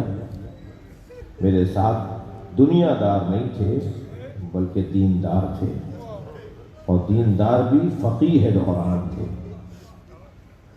مجھے اور آپ کو اگر آیت اللہ سیستانی آیت اللہ خامنہ اجازہ اجتہاد دے دیں تو نہ معلوم ہمارا کیا حال ہو جائے.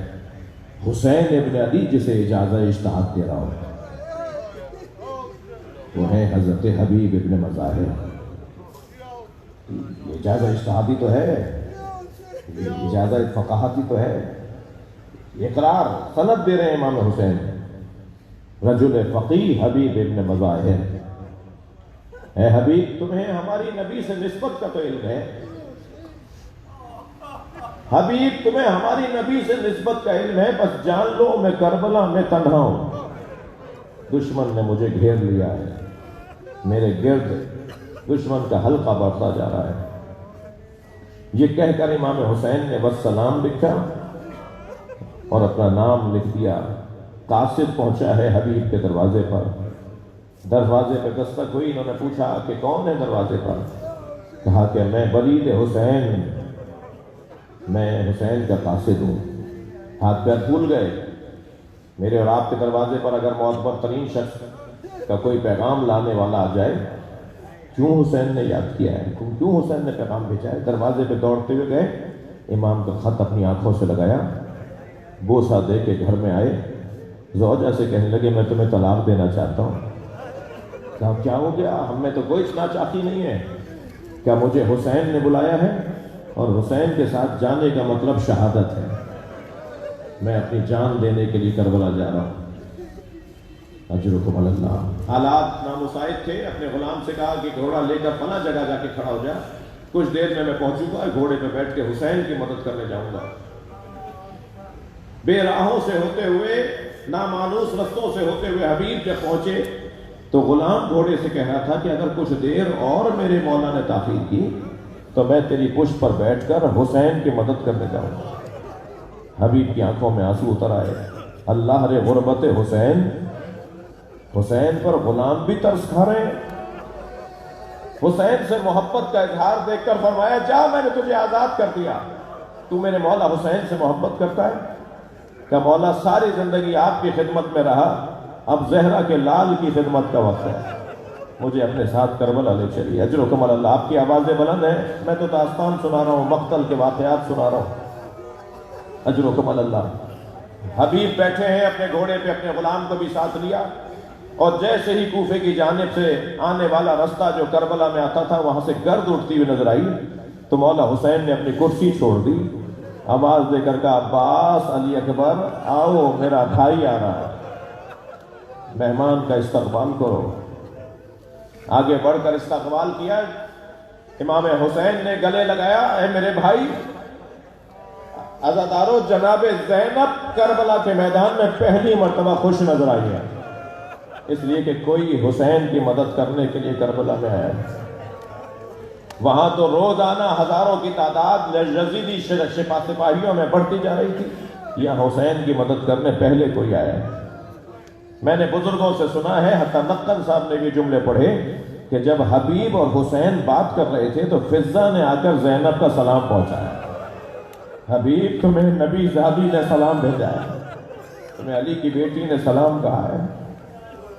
حبیب نے سر سے عمامہ اتار دیا. اللہ نے غربت اہل بیت. اجرکم علی اللہ. میدان کربلا میں حبیب ابن مظاہر امام حسین کے ساتھ ایسے رہتے تھے جیسے سایہ. کبھی امام حسین بلا کر مشورہ کرتے تھے، کبھی امام حسین کسی غرض سے کسی کے پاس بھیجتے تھے. حبیب کا کربلا میں کیا کردار تھا؟ مختصر اگر کہوں تو یہ کردار تھا کہ سادات اور بنی ہاشم کے نمائندے عباس تھے اور اصحاب کے نمائندے حبیب تھے. یعنی اصحاب حسینی کو اگر حسین سے کچھ کہنا ہوتا تھا تو وہ حبیب سے کہتے تھے کہ آپ حسین سے کہہ دیں۔ جب شب عاشور میرے مولا نے چراغ کھول کیے تو جو اصحاب کی طرف سے بول رہے تھے وہ حبیب بول رہے تھے، مولا اگر 70 مرتبہ مارے گئے اور پھر دوبارہ زندہ کیے گئے تو ہم آپ کو چھوڑ کر نہیں جائیں گے۔ یہ اصحاب کی طرف سے حبیب ابن مظاہر کے جملے ہیں۔ جب جناب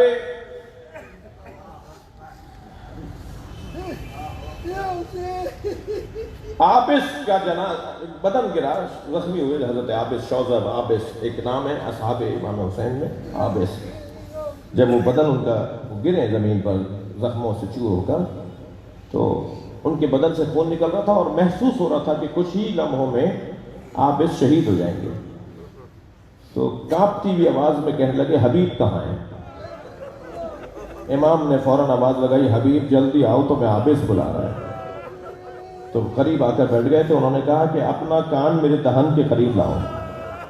حبیب جھک گئے اور اپنا کان عابس کے دہن پہ لگا دیا، منہ پہ لگا دیا۔ تو کانپتی ہوئی آواز میں کہنے لگے حسین کو چھوڑ کے نہ جانا، میرا مولا غریب ہوتا جا رہا ہے۔ اجرکم اللہ، اجرکم اللہ۔ حبیب ابن مظاہر کو امام نے آمادہ کیا، جاؤ حبیب۔ میدان کربلا میں حبیب نے اپنے جہاد کا مظاہرہ کیا، شجاعت کا اظہار کیا، اور جب زخم بڑھتے چلے گئے اور زمین پر گرے ہیں اور شہادت کا جام نوش کیا ہے تو امام نے لاشے پر پہنچ کے مرثیہ پڑھا، یا اللہ میں گواہی دیتا ہوں یہ حافظ قرآن تھا، یہ قاری قرآن تھا، یہ عامل قرآن تھا، یہ قرآن ختم کر لیتا تھا۔ اور پھر حبیب ابن مظاہر کا لاشا اٹھا کر امام حسین گنج شہیدہ میں لے آئے، گریہ بھرپور ہو گیا، سب کی آنکھوں میں آنسو آ گئے۔ حبیب کا بیٹا قاسم ابن حبیب کربلا میں بابا کے ساتھ شہید نہیں ہوا۔ جب باپ کربلا میں آیا تھا تو یہ ایک سفر پر تھا، اور جب یہ لوٹا تو کربلا کا واقعہ مکمل ہو چکا تھا۔ اسے معلوم ہوا میرے بابا کو حسین مولا کے ساتھ کربلا میں مار دیا گیا۔ یہ اپنے 10 نوجوان دوستوں کے ہمراہ قافلے کے قریب آیا، پھولی کے ہاتھ میں نیزہ اور نیزے کی ہنی پہ حبیب کا سر۔ قریب جا کر کہا یہ سر میرے بابا حبیب کا ہے، میں ان کا بیٹا قاسم ابن حبیب ہوں، یہ سر مجھے دے دے تاکہ میں انہیں دفنا دوں۔ کہنے لگا مجھے تو شام کے دربار سے انعام ملے گا۔ کہا جو انعام تجھے شام کے دربار سے ملنا ہے میں دینے کو تیار ہوں، مگر عزادارو خولی نے وہ سر قاسم کو نہیں دیا۔ قاسم ابن حبیب نے اپنے 10 نوجوان دوستوں کے ہمراہ قافلے پر حملہ کیا اور اپنے بابا کا سر اس سے چھیننے میں کامیاب ہوا، اور دوستوں سے یہ کہتا ہوا جا رہا تھا جس کا جوان بیٹا زندہ ہو، اس کے باپ کے سر کو نیزے پر نہیں اٹھایا جاتا۔ یہ آواز امام سجاد کے کانوں تک آئی۔ امام نے بیڑیاں سنبھالی، بابا کے سر کو دیکھ کر کہا بابا یہ سچ کہتا ہے، آپ کا بچہ مشیت کا پابند ہے، ورنہ کسی جوان کو یہ گوارا نہیں۔ اللہ لعنت اللہ علی الظالمین وسیعلم الذین ظلموا۔ یا اللہ ان آوازوں پر رحمت نازل فرما، رونے والوں کے توفیقات میں اضافہ فرما۔ حضرت علامہ مولانا سید قمر حسن زیدی ابن سید قمر حسن زیدی کے درجات کو بلند فرما، ان کے اس ادارے کو ترقی عطا فرما، اس کی رونقوں میں اضافہ فرما، امام زمانہ کے ظہور میں تعجیل فرما۔ مزید ایک سورہ فاتحہ، 3 مرتبہ سورہ اخلاص مولانا سید قمر حسن زیدی ابن سید قمر حسن زیدی رحم اللہ من الفاتحہ۔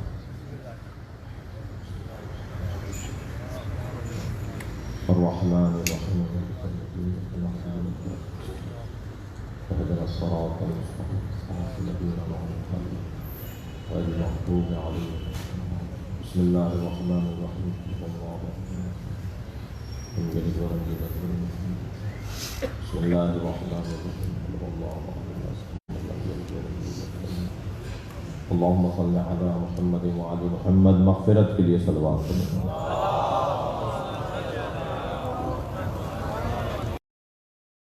صل على محمد وعلى محمد۔ بالله من الشيطان الرجيم، بسم الله الرحمن الرحيم۔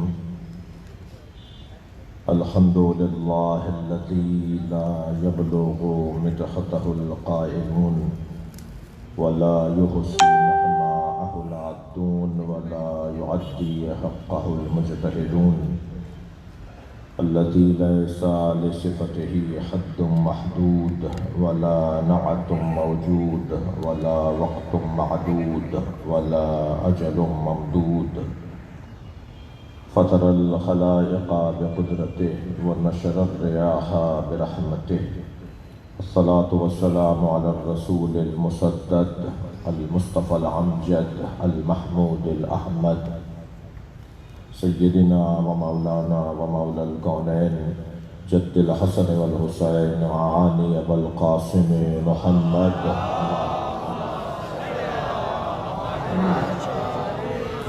وآله الطيبين الطاهرين المعصومين الذين أذهب الله عنهم الرجس وطهرهم تطهيرا اللهم صل على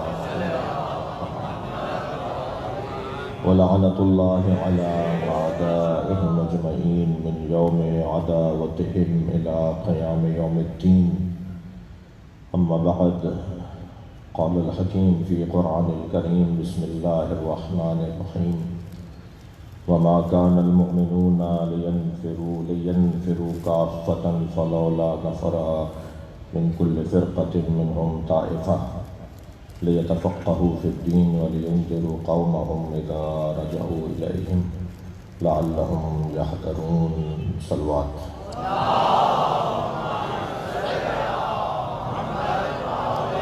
التماس ایک سورہ فاتحہ 3 مرتبہ سورہ اخلاص استاد العلماء مربج شریعت عارف وارستہ عالم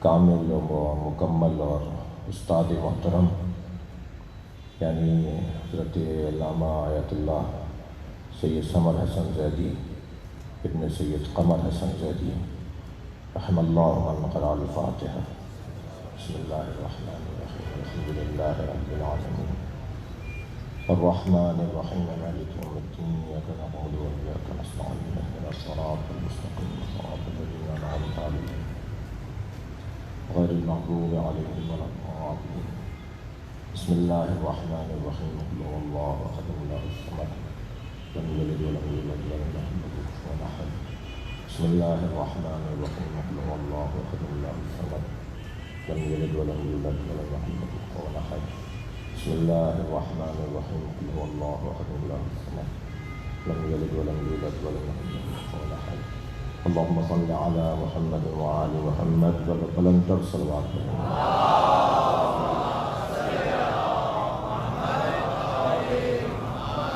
سورہ مبارکہ توبہ کی 122ویں آیت اللہ اپنے اس کلام میں باب معرفت اور دسترخوان علم بچھا رہا ہے۔ حصول علم عالم سے ہی ممکن ہے۔ اگر میں علم حاصل کرنا چاہتا ہوں تو علم صادر ہوگا اس سے کہ جو صاحب علم ہوگا، علم ظاہر ہوگا اس سے جو اہل علم ہوگا۔ علم حاصل کرنا اور علم کے حصول کی فضیلت کا باب بہت ہی روشن ہے۔ ویسے بھی اللہ کو جاہل پسند نہیں ہے، اور ذات کردگار نے عالموں کا جتنا احترام کیا ہے وہ کسی اور کا نہیں ہے۔ بلکہ میں یوں کہہ دوں کہ اللہ نے جن کو سب سے زیادہ محترم قرار دیا انہیں سب سے زیادہ عالم بنایا ہے۔ محترم ہونے کا اور صاحب عزت ہونے کا جو اللہ نے سبب اول قرار دیا ہے وہ علم کو قرار دیا ہے۔ میرے مولا علی سے پوچھا گیا کہ آپ کے فضائل بہت ہیں مگر وہ کون سی فضیلت ہے جس پہ خود آپ کو فخر ہے؟ فرمایا اللہ نے مجھے اپنے ساتھ گواہ رسول بنایا ہے اور عالم الکتاب قرار دیا ہے۔ اپنے سینے پہ ہاتھ رکھ کے فرماتے ہیں یہاں علم کا سمندر ہے۔ صلوات پڑھیں محمد و آلہ۔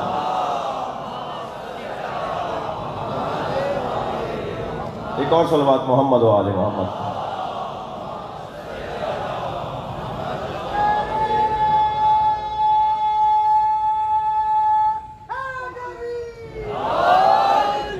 علماء کرام کی زیارت نصیب ہو رہی ہے. ایک صلوات اور ہدیہ کریں محمد و اللہ.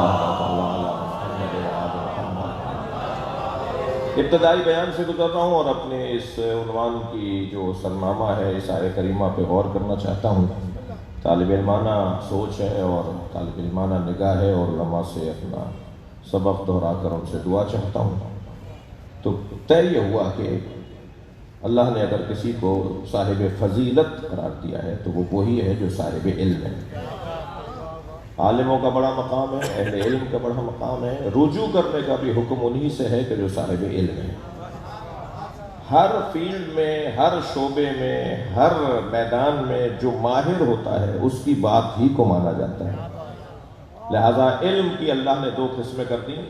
اللہ کے حبیب کی زبان سے جاری ہوئے کلمات کے علم کی دو قسمیں ہیں. یا بدنوں کا علم ہے، یہ ممبر بھی بدن ہے، یہ مائک بھی بدن ہے، یہ پتھر بھی بدن ہے، یہ آپ کا بدن، یہ میرا بدن، یہ ہم سب کے پاس یہ جتنی بھی چیزیں نظر آ رہی ہیں علم الابدان، یہ سارا بدنوں کا علم. بایولوجی، کیمسٹری، یہ ساری چیزیں علم الابدان کے بعد میں. اور پھر ایک تمام بدنوں کو ایک طرف رکھا اور دین کی فضیلت کو علیحدہ رکھا. پوری دنیا میں جتنے بدن ہیں، جتنے بھی میٹر کی چیزیں ہیں، جتنی بھی مادی چیزیں ہیں، ایک صلوات پڑھیں محمد و آل محمد. اور میرا اور آپ کا بدن بھی مادی ہے. یہ اتنا سا تھا، یہ 6 فٹ کا ہو گیا. یہ کبھی سکڑ جاتا ہے، کبھی بڑا ہو جاتا ہے، کبھی چھوٹا ہو جاتا ہے. تو یہ جتنی مادی چیزیں ہیں ان سب کے علوم کو ایک پلڑے میں رکھا اللہ نے، اور دین کے علم کو ترازو کے دوسرے پلڑے میں. لہذا دین کے علم کو غالب قرار دیا تمام علوم کے اندر. علم کی فضیلت باب بہت وسیع ہے. مجھے بہت ہی محتاط انداز سے اپنی گفتگو کو مکمل کرنا ہے. مرکز علمی میں اس ادارے سے یادیں وابستہ ہیں، اس ادارے سے تاریخ جڑی ہوئی ہے، اس ادارے سے بہت سے دوستوں کی، بہت سے بزرگوں کی، بہت سے اساتذہ کی یادیں جڑی ہوئی ہیں. مجھے اچھی طرح یاد ہے سویم کی مجلس تھی حضرت مولانا سمر حسن زیدی اللہ مقامہ کی قدم گاہ مولا علی پر. حضرت آیت اللہ ابراہیم امینی پر تشریف فرما ہوئے تھے اور آغا حسینی خانہ فرنگ کے ڈائریکٹر تھے، اور آیت اللہ ابراہیم امینی نے اس میں خطاب کیا تھا. میں اس مجلس میں تھا. ایک صلوات پڑھے ذرا محمد. مجھے نہیں معلوم کہ مدرسہ مشاعر العلوم نے وہ ریکارڈ محفوظ رکھا یا نہیں، لیکن مجھے اچھی طرح یاد ہے کہ ان کے مولانا سمر حسن زیدی کے نام کے ساتھ آیت اللہ کا لفظ لگانے پہ 2-3 دن یہاں تبصرہ رہا تھا. تو وہ تبصرے پہ ہم نہیں جائیں گے، اس عالم کا انہیں آیت اللہ کہنا ہمیں سمجھ میں آتا ہے. صلوات پڑھیں محمد و آل محمد. تو بحث یہ تھی کہ اللہ قرآن مجید میں سورہ مبارکہ توبہ میں ارشاد فرما رہا ہے وَمَا كَانَ الْمُؤْمِنُونَ لِيَنْفِرُوا كَافَّةً. مومنین سب کے سب جہاد کے لیے کیوں جا رہے ہیں؟ اللہ نے جہاد کو اور حصول علم کو برابر قرار دیا. یعنی مجاہد اور عالم، میدان میں اترنے والا اور قلم چلانے والا، لوگوں کو امن و امان فراہم کرنے والا اور لوگوں کو علم عطا کرنے والا، سب کے سب کیوں جہاد کے لیے لے جا رہے ہیں؟ سب کے سب کیوں جہاد کرنے جا رہے ہیں؟ نہیں. فَلَوْلَا نَفَرَ مِنْ كُلِّ فِرْقَةٍ مِّنْهُمْ طَائِفَةٌ. کچھ لوگوں کو چاہیے کہ وہ نکلیں لِيَتَفَقَّهُوا فِي الدِّينِ، تاکہ وہ دین میں سمجھ کو ایجاد کریں. دین سمجھنے کے لیے نکلیں. دین سمجھنا مقدمہ مانگتا ہے دین پڑھنا. نہیں ہو سکتا کوئی دین سمجھنا چاہے اور وہ دین نہ پڑھے. کچھ لوگ شارٹ کٹ کی بھی تیاری میں ہیں کہ کسی بھی تعلیم کے بغیر، کسی بھی نصاب کے بغیر وہ عالم بننا چاہتے ہیں. ویسے ہی 2 لوگوں نے تو معاشرے کی کمر توڑ دی ہے، ایک سیلف میڈیسن والے اور ایک سیلف اسٹڈی والے، جو بغیر ڈاکٹر کے علاج کروانا چاہتے ہیں اور جو بغیر تعلیم حاصل کیے ہوئے عالم بننا چاہتے ہیں. یہ جو ایک نصاب کے مطابق طالب علم مدرسوں میں آتے ہیں، اساتذہ سے پڑھتے ہیں، محنت کرتے ہیں، مشقت کرتے ہیں، مباحثہ کرتے ہیں، مطالعہ کرتے ہیں، اپنے نوٹس تیار کرتے ہیں، سب شب و روز محنت کرتے ہیں، مگر پھر انہی کے درمیان سے کوئی ایک دو لوگ نکل کر آتے ہیں کہ جنہوں نے کچھ نہیں کیا ہوتا مگر وہ معاشرے کے بہت معتبر لوگ بھی ہوتے ہیں. ہاں بہت سارے لوگ تو اہل بیت کے علم لدنی کے قائل نہیں ہیں مگر اپنے علم لدنی کے قائل ہیں. ہمیں بغیر کسی کے پڑھائے ہوئے علم مل گیا ہے اور یہ خطرناک ہے. لیکن اصل جو نصاب اور نظام ہے وہ یہ ہے کہ باقاعدہ ایک ادارے میں داخلہ، باقاعدہ اساتذہ سے استفادہ، اور دینی مدرسوں کا عزیزان گرامی جو حسن ہے وہ شاید کسی اور تعلیمی ادارے کا نہ ہو. اور وہ حسن یہ ہے کہ یہاں صرف تعلیم نہیں دی جاتی بلکہ یہاں تربیت بھی دی جاتی ہے. اور شاید بہت بڑے بڑے فضلاء علماء اور بہت بڑے بڑے دانشور ہوں کہ جن کے یہاں تربیت کا فقدان ہونے کی وجہ سے شاید کسی طالب علم سے وہ کمتر ہوں کہ جس کے یہاں تربیت پائی جاتی ہے. تو جو تربیت کا پہلو مدارس دینیہ کے اندر خاص طور پہ ماضی میں موجود تھا، آج تھوڑا سا فقدان بڑھ رہا ہے، مشکلات بڑھ رہی ہیں. اور وہ جو ماضی میں تربیت کا فقدان تھا، میں اس کی ایک نظیر، ایک مثال آپ کو دینا چاہتا ہوں. یہ کمرہ جس میں مولانا سید سمر حسن زیدی اللہ مقامہ کی قبر ہے، اس کمرے میں بیٹھے ہوئے تھے مولانا حیدر علی جوادی صاحب. مولانا سید سمر حسن زیدی صاحب سامنے برآمدے میں کرسی ٹیبل ان کی لگی ہوئی تھی. میں یہ سعادت مندی محسوس کر رہا ہوں کہتے ہوئے کہ مجھے وہ خود پڑھاتے تھے اور یہ کہہ کے پڑھاتے تھے کہ تم خیرپور کے ہو، تمہارے باپ دادا بھی سوستان اور اہل بیت کے چاہنے والے، اور تم مولانا سمر حسن زیدی کے محلے کے ہو، مولانا محمد قاسم کے محلے کے ہو. تو اس دید سے وہ مجھے خاص شفقت فرماتے تھے. مولانا علی صاحب سے میں نے ہدایہ اور عوامل اور سیوتی پڑھی تو وہ مولانا وہ سبق مجھ سے سنتے تھے اور سبق مجھے مزید دیتے تھے. اس کمرے میں لیٹے ہوتے تھے، پہلا ہی کمرہ جو تھا. میں ایک نظیر دے رہا ہوں تہذیب کی اور ادب کی اور تربیت کی، کہ ایک شخص یہاں داخل ہوا اور اس نے کسی سے کہا کہ جی مجھے شرعی مسئلہ پوچھنا ہے. میراث کا مسئلہ تھا. وہ مسئلہ لے جایا گیا مولانا حیدر علی جوادی صاحب کے پاس. انہوں نے لئی صاحب کو بھی بلا لیا. دونوں میرے بزرگ، دونوں میرے استاد کا درجہ رکھنے والے اس مسئلے کے اوپر غور کرتے رہے. آخر انہوں نے مجھے اشارہ کر کے بلایا اور کہا مولانا کے پاس لے جاؤ اور ابھی نہیں بتانا کہ کس نے تمہیں دیا ہے. تو بہرحال میں لے گیا مولانا کے پاس اور مولانا نے بغیر قلم اٹھائے ہوئے اپنا لیٹر پیڈ اٹھایا اور بغیر قلم اٹھائے ہوئے اس کا جواب تحریر کیا. تحریر بھی اتنی حسین تھی کہ اس کو اگر فریم کروا کے لگایا جائے تو غلط نہیں ہوگا. خط اتنا عمدہ تھا مولانا کا. تحریر انہوں نے لکھی، اس کا جواب لکھا، وہ میں مولانا کے پاس لایا. مولانا علی صاحب کے پاس، مولانا ابھی ایک رحلت فرما چکے ہیں مولانا، اور مولانا حیدر علی جوادی صاحب زندہ ہے، اللہ کرے میں یاد ہو. یہ بات کو اتنی اہم نہیں ہے، نہ یاد نہیں بھی ہوگی تو کوئی فرق نہیں پڑتا. لیکن مجھے یہ یاد ہے کہ وہ میں نے مولانا کو دیا. پھر مولانا نے انہیں آگے بڑھایا اور دونوں نے ایک جملہ مشترکہ طور پہ کہا کہ فقہ میں مولانا سمر حسن زیدی واقعی استاد ہے. ایک مضبوط طالب دین، ایک بہترین مضبوط طالب دین. اور یہ جو میں نے مثال دی ہے تربیت کی، کہ اپنے استادوں کا احترام، اپنے بڑوں کا خیال. مجال نہیں ہو سکتی تھی اور مجال نہیں ہونی چاہیے کسی طالب علم کو کہ اپنے استاد کے سامنے بات کرے. استاد کے سامنے کھڑا ہونا، استاد کے سامنے بات کرنا یہ نہیں ہوتا تھا. یہاں وہ منظر بھی میں نے دیکھا تھا کہ جب آفت زدہ قرار دیا گیا تھا حیدرآباد کو، 92 کی 91 کی بات ہے، 91 کی بات ہے. یہاں شدید لسانی جھگڑے تھے اور اس کی بنیاد پہ حیدرآباد آفت زدہ تھا. مولانا ہمارے دوست تھے چانڈیو صاحب، ذاکر حسین چانڈیو کو انتظامیہ کے لوگ پکڑ کے لے گئے کیونکہ کرفیو لگا ہوا تھا. مولانا یہاں سامنے ایک ہوٹل تھا، روڈ کراس کر کے سارے طالب علم چائے پینے جاتے تھے. مجھے نہیں معلوم اب بھی ہے یا نہیں جی. تو وہاں گئے ہوں گے تو وہ رستے میں پولیس نے پکڑ لیا اور یا فوج نے پکڑ لیا، لے گئے. مجھے یاد ہے سعادت علی شاہ شاید آئی جی تھے، ایسے ہی ہے. تو انہیں فون پر کہہ رہے تھے کہ میرے بیٹے کو پولیس لے گئی ہے. اب ان کا ذہن تو جائے گا نا کہ محمد عباس صاحب کو لے گئی ہے. بات ہی جس کو فون کر کے کر رہے تھے اس سے یہ کر رہے تھے میرے بیٹے کو پولیس لے گئی ہے، میرے بیٹے کو فوج اٹھا کے لے گئی ہے، مجھے میرا بچہ چاہیے، مجھے میرا بیٹا چاہیے.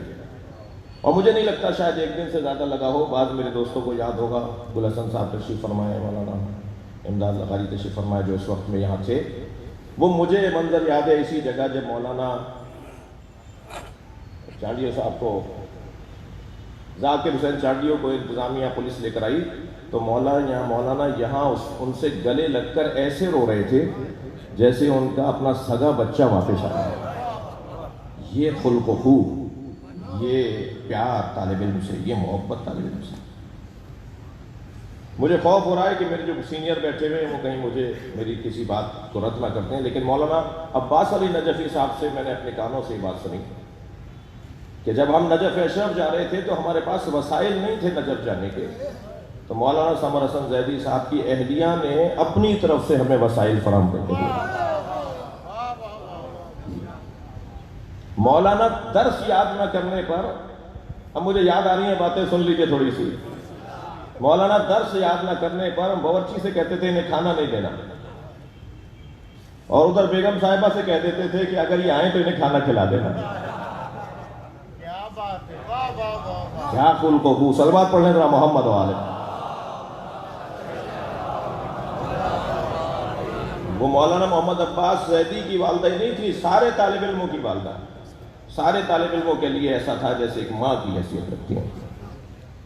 سب کو اللہ نہیں چاہ رہا کہ جہاد پر جائے، اللہ چاہ رہا ہے کہ کچھ لوگ جہاد کرنے جائیں، کچھ لوگ حصول علم کے لیے جائیں۔ مگر یہ جو حصول علم کے لیے جائیں وہ کیا مطلب ہے؟ حصول علم نہیں، تفقہ فی الدین، دین میں سمجھ۔ یہ جو فقہ ہے نا، لفظ فقہ ہے، نبی مکرم نے جب مولا کائنات کو یمن بھیجا، کہا کہ اللہم فقہہ فی الدین، یا اللہ میرے علی کو دین میں سمجھ عطا فرما۔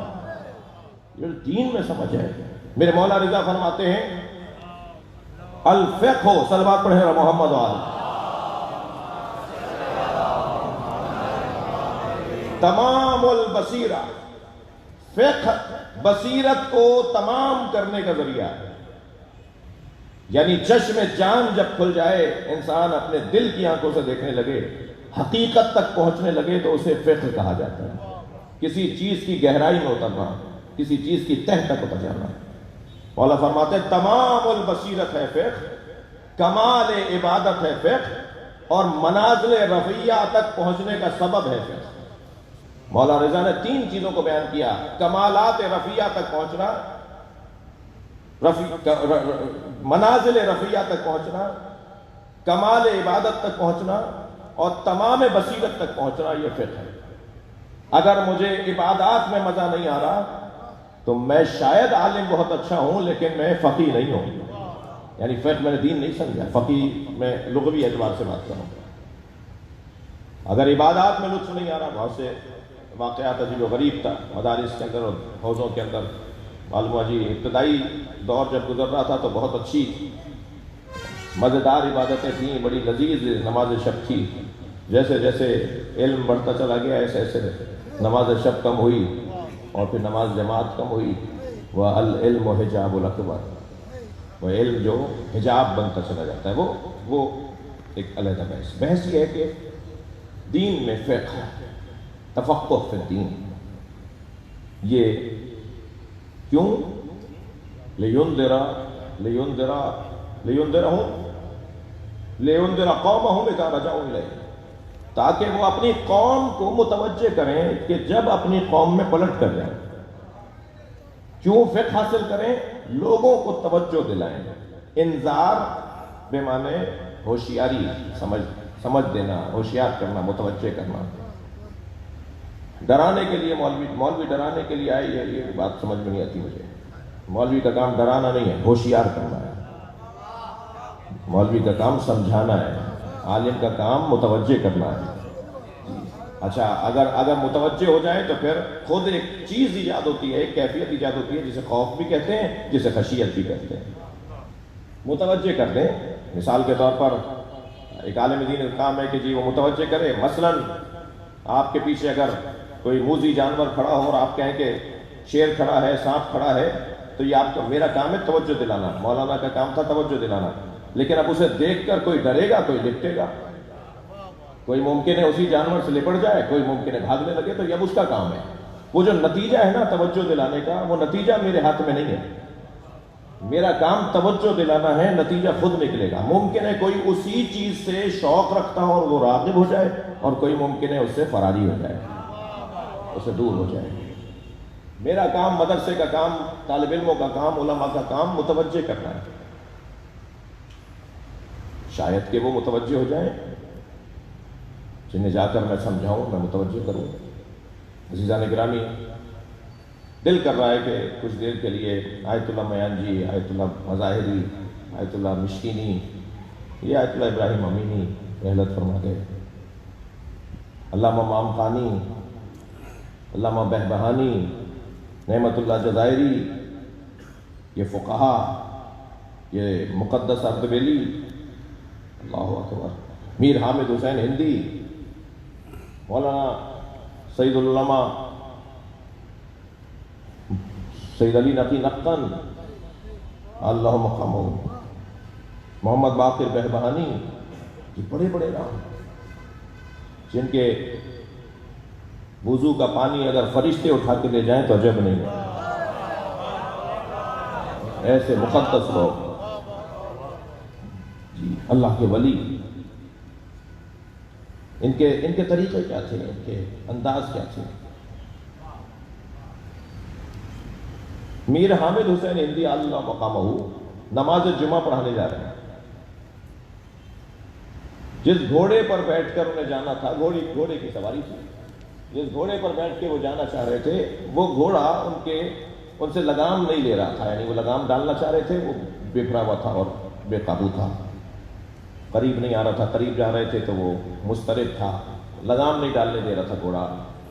اور مولانا کو آیت اللہ العظمیٰ ہے جی میر حامد حسین ہندی صاحب ابقات الانوار، وہ گھوڑے کو لگام ڈالنا چاہتے ہیں، گھوڑا ان کے قابو میں نہیں آ رہا، تو خیال آیا کہ اسے کسی طرح سے مانوس کرو، تو اپنی جھولی ایسے پھیلائی جیسے دانہ دے رہے ہوں، اپنی جھولی پھیلائی کہ دانہ کھا لے، تو گھوڑا بہک کر ان کے قریب آ گیا اور اتنی دیر میں انہوں نے لگام ڈال دی، اس پہ بیٹھ گئے۔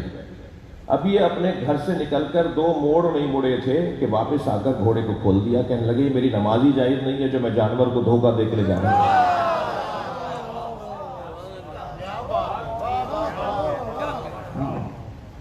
میں تو جس مشرب کا ہوں یہ باتیں کروں گا، شاید بعض لوگوں کو یہ حلق سے نہ اتریں، صلوات پڑھیں ذرا محمد و آل محمد۔ اتنے محتاط لوگ، نعرہ تکبیر، اللہ اکبر، نعرہ رسالت، یا رسول اللہ، نعرہ حیدری، مولانا سمر حسن زیدی صاحب کو آیا ڈاکٹر ان کا وہ لینے کے لیے ٹیسٹ کرنے کے لیے، ٹرین بھر کے اس نے خون نکالا، میں ان کے برابر میں بیٹھا تھا، تو اس نے وہ جو روئی کی ٹھوس جو ہے وہ اس پہ رکھ دی جہاں سوئی لگائی تھی، اس نے انجیکشن لگایا تھا، تو وہ میں نے اس کو پکڑ لیا، تھوڑی دیر کے بعد اسے کہنے لگے کہ یہ بھی کوڑے دان میں ڈالو، ہاتھ بھی پاک کر کے آؤ۔ مولانا جو وضو میں طہارت میں شدید تھے، تو میں انہیں کچھ اور نہیں کہوں گا جو بعض لوگ کہتے ہیں یا بعض لوگ سوچ سکتے ہیں، مولانا محتاط تھے، شکی نہیں تھے۔ احتیاط تو اس درجے پر ہے کہ اگر مدرسے کے اس گیلری کے اندر رات کے 2 بجے میں کسی غرض سے اٹھوں، اپنی حاجت کے لیے اٹھوں اور سارے کمروں میں طالب علم سو رہے ہیں، تو محتاط علماء اس حد تک گزرے ہیں کہ وہ جوتیاں ہاتھ میں اٹھا لیتے ہیں کہ اگر پیر کی آواز اور جوتوں کی آواز سے کسی کی نیند خراب ہو گئی تو میرا چلنا حرام ہے۔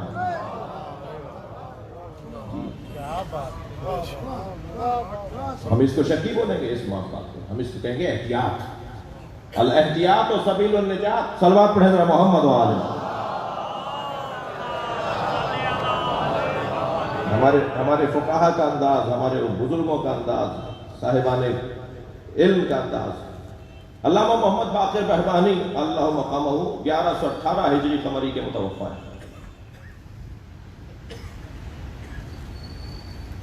ان سے کسی نے پوچھا کہ آپ کو یہ عزت و شرف، یہ آپ کو یہ مقام اور یہ احترام کیوں ملا ہے؟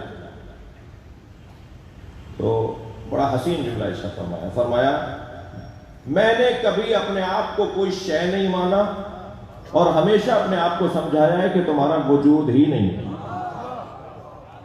ذات کی نفی۔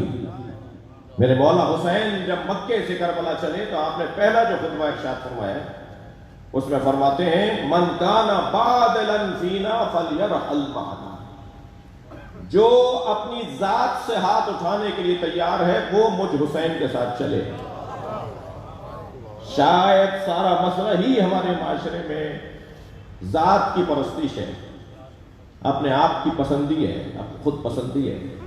میرا تو نام اگر کوئی مجھے نقوی کی جگہ زیدی لکھ دے تو میں اس سے ناراض ہو جاتا ہوں۔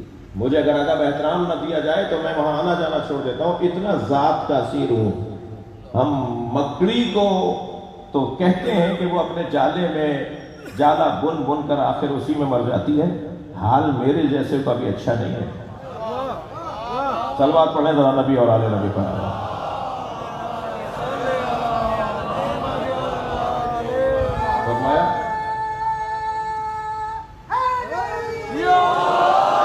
فرمایا کہ میں نے ہمیشہ اپنے آپ کی نفی کی ہے، میں نے ہمیشہ اپنی ذات کی نفی کی ہے، علماء کی تعظیم اور احترام کیا ہے، جس کی وجہ سے اللہ نے مجھے کوئی مقام دیا۔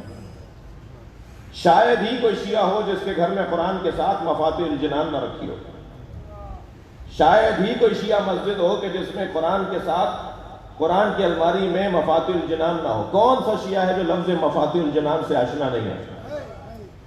مفاتیح الجنان شیخ عباس قمی، خاتم المحدثین شیخ عباس قمی کی کتاب ہے۔ شیخ عباس قمی کو جو عزت اللہ نے عطا کی ہے، محدثین میں ایک بڑا نام، اس کا ایک بڑا سبب یہ تھا کہ وہ اپنی ذات کی نفی رکھتے تھے، اپنے آپ کو منوانا نہیں چاہتے تھے۔ ان کے والد آئے، بیٹا تم روزانہ کچھ نہ کچھ پڑھتے رہتے ہو، روزانہ مدرسے جاتے ہو، پڑھانے جاتے ہو، پڑھنے جاتے ہو، ہمارے محلے کے جو پیش نماز ہیں وہ روزانہ ایک کتاب سے ایک صفحہ پڑھ کر سناتے ہیں، ہم سب پر لرزہ طاری ہو جاتا ہے، پوری مسجد اپنے گناہوں کی توبہ کر کے اٹھتی ہے۔ اتنی اچھی کتاب کو ایک صفحہ پڑھ کر کھول کر پڑھتے ہیں، تم نے تو آج تک ایسی کتاب نہیں لکھی۔ کہا ابا وہ کون سی کتاب ہے؟ کہا مناظر الآخرہ۔ جب تک ابا زندہ رہے ابا کو نہیں بتایا وہ میری ہی کتاب ہے جو پڑھتے ہیں۔ ٹھیک ہے، ابا یہ سمجھتے رہیں کہ تمہیں کچھ نہیں آتا، ذات کی نفی۔ ہمیں تو فوراً شیطان چٹکی بھرتا ہے، بتاؤ تم بھی نماز پڑھتے ہو؟ بعض اوقات تو مقابلہ چل رہا ہوتا ہے گفتگو میں، میں نے ایسا کیا، تو دوسرا کہتا ہے میں نے ایسا کیا، پھر تیسرا کہتا ہے میری تو نماز بھی قضا نہیں ہے، چوتھا کہتا ہے میری نماز شب بھی قضا نہیں ہے۔ وہ شیطان اکساتا ہے کہ ذرا اپنا حال بتاؤ۔ بقول شخصے کے معاشرے میں ہر دوسرا بندہ جو ہے وہ چھپا ہوا خزانہ ہے جو چاہتا ہے پہچانا جاؤں۔ تو اللہ نے کہا تھا نا کہ کنت کنزا مخفیہ، میں چھپا ہوا خزانہ تھا، میں نے چاہا پہچانا جاؤں۔ یہاں ہر دوسرا بندہ کہتا ہے کہ میں چھپا ہوا خزانہ ہوں، چاہتا ہوں پہچانا جاؤں۔ علماء کرام کی روش، طریقہ، انداز، مجھے توفیق نصیب ہوئی ہے کہ میں مولانا کی برسی میں شریک ہو رہا ہوں۔ یہ کیفیات چھوڑ رہا ہوں، بہت ساری باتیں مقدس ارکبیلی کیا کہنا۔ اللہ اکبر۔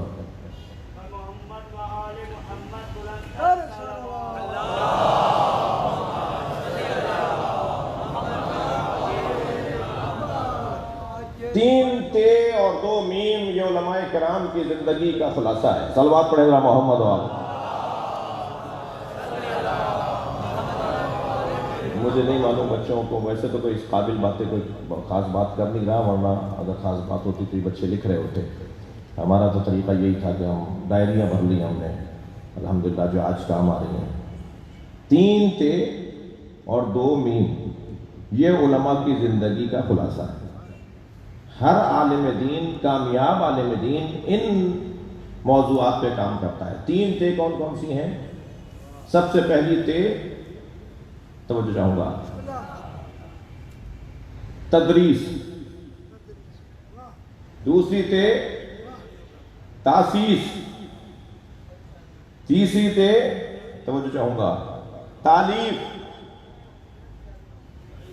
عالم دین کتاب نہ چھوڑ کر جائے، تعلیم، پڑھانا نہ آتا ہو، تدریس، کوئی ادارہ چھوڑ کر نہ جائے، تاسیس۔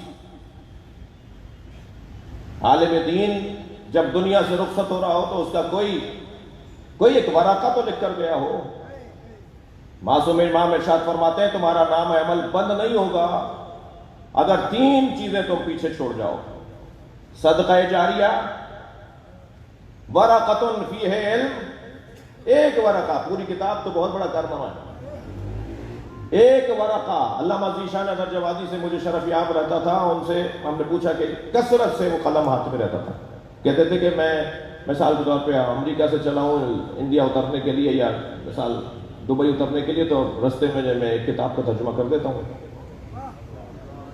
100 से ज़्यादा तालीफात, तर्जुमे और तसनीफात छोड़ के गए मरो जी, भरपूर फाल जिंदगी मुसलसल। एक दफ़ा हमने नसीहत तलब की उनसे कि हुजूर नसीहत करें, कहने लगे लिखने की आदत डालो, लिखो, जो अच्छी चीज़ लगे वो लिखो, डायरी बनाओ। तालीफ एक आलिम दीन की जिंदगी का हासिल है।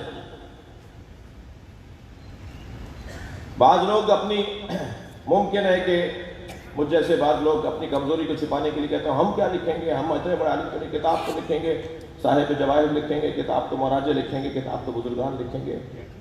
नहीं, मैं अपने हिसाब से लिखूं, जितना मेरे पास जो कुछ है उसकी इस्लाह होती रहेगी, दूसरे एडिशनों में ठीक होता रहेगा। भाई कुरान तो एक ही है ना कि जिसके अंदर ला रैब फी है, कोई शक और रैब नहीं है, कोई ऐब नहीं है, कोई कमजोरी नहीं है। सबकी किताबों में कोई ना कोई कमजोरी होगी। इस कमजोरी से डर कर अगर मैं कुछ भी ना करूं तो शायद ये मेरे लिए अच्छा नहीं है। मैं तालिब इल्मों से ज्यादा मुखातिब हूं। तालीफ, तदरीस की कैफियत है, या अल्लाह कितना संजीदा है। हम छुट्टी कर जाते हैं, तालिब इल्म की अपनी बात कर रहा हूँ, हम तालिब इल्म पढ़ाई में छुट्टी कर जाते हैं कि जी आज बर्फबारी हो रही है नजफ और कौम और मिसाल इस्फहान और हौज़ा इल्मिया में, और आज की बारिश हो रही थी और आज ये हो रहा था, तो हम कैसे पहुँचेंगे, क्या होगा। लेकिन अल्लाहु अकबर, साहिब जवाहिर के लिए है कि शदीद बारिश की वजह से रस्ते ज़ेर आब आ गए थे। उन्होंने एक घोड़ा इजारे पर लिया, किराए पे लिया, उस पर बैठकर मदरसे पहुंचे पढ़ाने के लिए। तो सिर्फ एक तालिब इल्म आया हुआ था, इसलिए कि सबके लिए मयसर भी नहीं था। तो उस एक तालिब इल्म को भी इसी अंदाज से पढ़ाया जैसे वो 100 तालिब इल्मों को शौक से पढ़ाता। इन्हीं साहिब जवाहिर ने तालीफ के बाब में देखें, उन्होंने कसम खाई थी लिल्लाह अलैया, शरई कसम खाई थी कि मैं रोजाना जवाहिर के का एक सफ़ा जरूर लिखूंगा, जवाहिर कलाम का एक सफ़ा जरूर लिखूंगा। और क्योंकि अपने ऊपर शरई कसम खाई भी थी कि मैं काम लिखने के काम को बंद नहीं करूंगा। बेटे का इंतकाल हो गया, बेटे के सिरहाने बैठकर अपनी नजर को पूरी करते रहे, किताब लिखने से हाथ नहीं उठाया होते। ये यूं ही हम तक दीन नहीं पहुंचा है। ये जो अहले बैत का पैगाम आज लाइब्रेरियों में और आज हमारे यहाँ मौजूद है, ये बड़ी मेहनत से यहाँ तक आया है। तदरीस, तालीफ और तासीस, खैराती इदारे बनाना, मसाजिद बनाना, इमाम बारगाह बनाना, स्कूल बनाना, हॉस्पिटल बनाना, ये आलिम दीन का काम है। सैयद हसन नसरुल्लाह ने अगर लुबनान में कामयाबियां हासिल की हैं तो उसका एक बड़ा सबब उनके तासीसाती इदारे हैं। कॉलेजों का एक चेन है, स्कूलों की एक चेन है, हॉस्पिटल्स की एक चेन है। मसीहियों को, यहूदियों को देखिए, मैं इस मजलिस के अंदर भी मेरे सुन्नी भाई तशरीफ फरमाए, अगर कोई जमात इस्लामी का कोई खैराती इदारा है, हॉस्पिटल है, मैं वहां जाऊंगा तो कुछ देर के लिए जमात इस्लामी के लिए मेरे जहन में अच्छा ख्याल आएगा या नहीं? ये फितरी मसला है, मेरा दर्द वहां दूर हो रहा है, मुझे इंजेक्शन वहां मिल रहा है, मेरी दवा वहां से मिल रही है, डॉक्टर वहां बहुत अच्छा बैठा हुआ है। कहां जा रहे हो? जो जमात इस्लामी का खैराती इदारा है उसका हॉस्पिटल है। ऐसे ही अगर किसी शिया ने कोई इमाम ज़ैनुल हॉस्पिटल बनाया हो, अगर किसी शिया ने फातिमा ज़हरा हॉस्पिटल बनाया हो। मैं अपने मेडिकल सेंटर खैरपुर के अंदर गया, थैलेसीमिया के मरीज बच्चों को लाइन से लिटाया हुआ था, कोई 80 बच्चे थे जिनको खून चढ़ रहा था। 2 बड़ी बड़ी दाढ़ियों वाले भी अपने बच्चों के साथ वहां बैठे थे। मुझे वैसे दाढ़ियों वालों से प्यार है तो मैंने आगे बढ़कर उनको सलाम किया। آفس میں گیا تو ہمارے اسٹاف نے بتایا کہ یہ دونوں کل عدم جماعت، تکفیری جماعت جو ہمیں کافر کہتی ہے، وہ لوگ ہیں، یہ فلاں سیکرٹری ہے اور یہ فلاں سٹی کا صدر ہے. اور وہ خون چڑھانے کہاں آیا ہوا تھا؟ القائم میڈیکل سینٹر میں، یعنی جس میں کھلی ہوئی تصویر ہے کہ جی یہ کس کا ادارہ ہے. تو میں نے کہا جی ان کے بچوں کا آپ دوسرے بچوں سے زیادہ خیال کریں گے، اس سے بہتر تبلیغ کوئی اور نہیں ہے. تاسیسات، اداروں کی تشکیل، لوگوں کے مسائل آپ کے ہاتھ میں آ جائیں گے تو پھر آپ سے وہ دور کیسے ہوں گے؟ لوگوں کی پریشانیاں اگر آپ کے ہاتھ میں آ جائیں، ان پریشانیوں کو آپ دور کر رہے ہو تو وہ آپ سے دور کیوں ہوں گے؟ مجھے معاف کریں گے، ایک سبب دوری کا یہ بھی تو ہے کہ مجھے تو لوگوں کی درد کا پتہ ہی نہیں ہے، اور اگر پتہ ہے تو وہ ہم سے قریب ہو جاتے ہیں، جس کو پتہ ہوتا ہے اس کے قریب ہو جاتے ہیں. کوئی منطق اور فلسفہ نہیں ہے، سیدھی 2 اور 2 4 کی بات ہے. لہذا تعلیف، تدریس اور تاسیس، یہ علماء کرام کامیاب. آپ ایران آیت اللہ مراشی نجفی کا ہاسپٹل، آیت اللہ گل پائیگانی کا ہاسپٹل، محمد حسین فضل اللہ کا لبنان میں ہاسپٹل اور ادارے، یہ پوری دنیا کے علماء نے کام کیا. پاکستان میں بھی الحمدللہ علماء کرام کا کام ہے، شخصیات نے کام کیے ہیں، مزید کام کی ضرورت ہے. اور 3 تے کے بعد 2 میم، ممبر اور محراب. صلوات پڑھے محمد و آل محمد. ممبر پر بھی عالم ہی بیٹھے گا، یہ جگہ عالم دین کے بیٹھنے کی ہے. البتہ جس معنی میں میں عالم کہہ رہا ہوں اسی معنی میں سنیے گا، ورنہ نحن العلماء، عالم صرف اہل بیت ہیں، عالم صرف اہل بیت ہیں. شیعتنا متعلمون، اور ہمارے شیعہ ہمارے شاگرد ہیں. تو عالم ہونے کا جو واقعی عنوان ہے وہ تو اہل بیت کے ساتھ ہے. لیکن جو رائج اصطلاح ہے اس کے مطابق میں عرض کر رہا ہوں کہ ممبر پر وہ بیٹھے گا جو عالم ہوگا. تو ممبر پر بیٹھنا، ممبر کی اہمیت کتنی ہے، ممبر کی ضرورت کتنی ہے. آج جتنا شیعہ قوم میں اور مجموعی طور پر سنی شیعہ میں جتنی الجھنیں ہیں نا، ان کا 70% سبب ممبر پر سنجیدگی کا نہ ہونا ہے. بلندتر سلوات.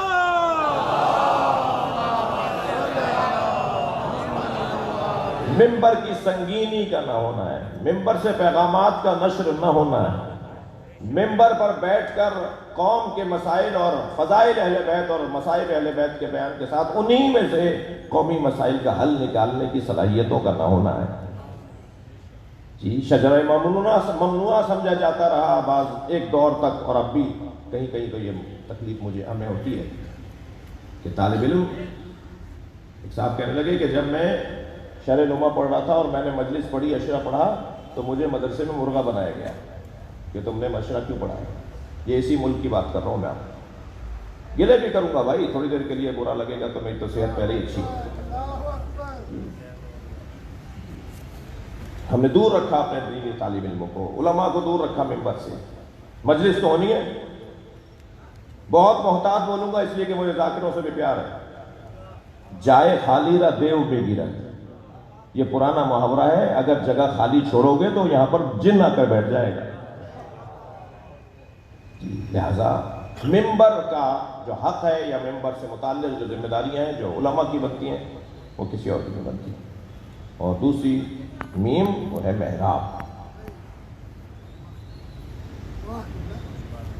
تھوڑی دیر کے لیے میرے بزرگ مجھے معاف کریں گے، میں جب مشہور ہوتا چلا جاؤں، میں جب مثال کے طور پر کوئی حیثیت بنتی چلی جائے تو میں محراب کو چھوڑ دیتا ہوں. فارغ مولوی جس کے پاس کام نہ ہو وہ عالم دین، وہ نماز پڑھائے گا. وہ جو بیچارہ جس کی تعلیم کم ہے وہ نماز پڑھائے گا. تو جس کی تعلیم کم ہے تو پھر محرابوں سے صحیح دین کیسے پہنچے گا؟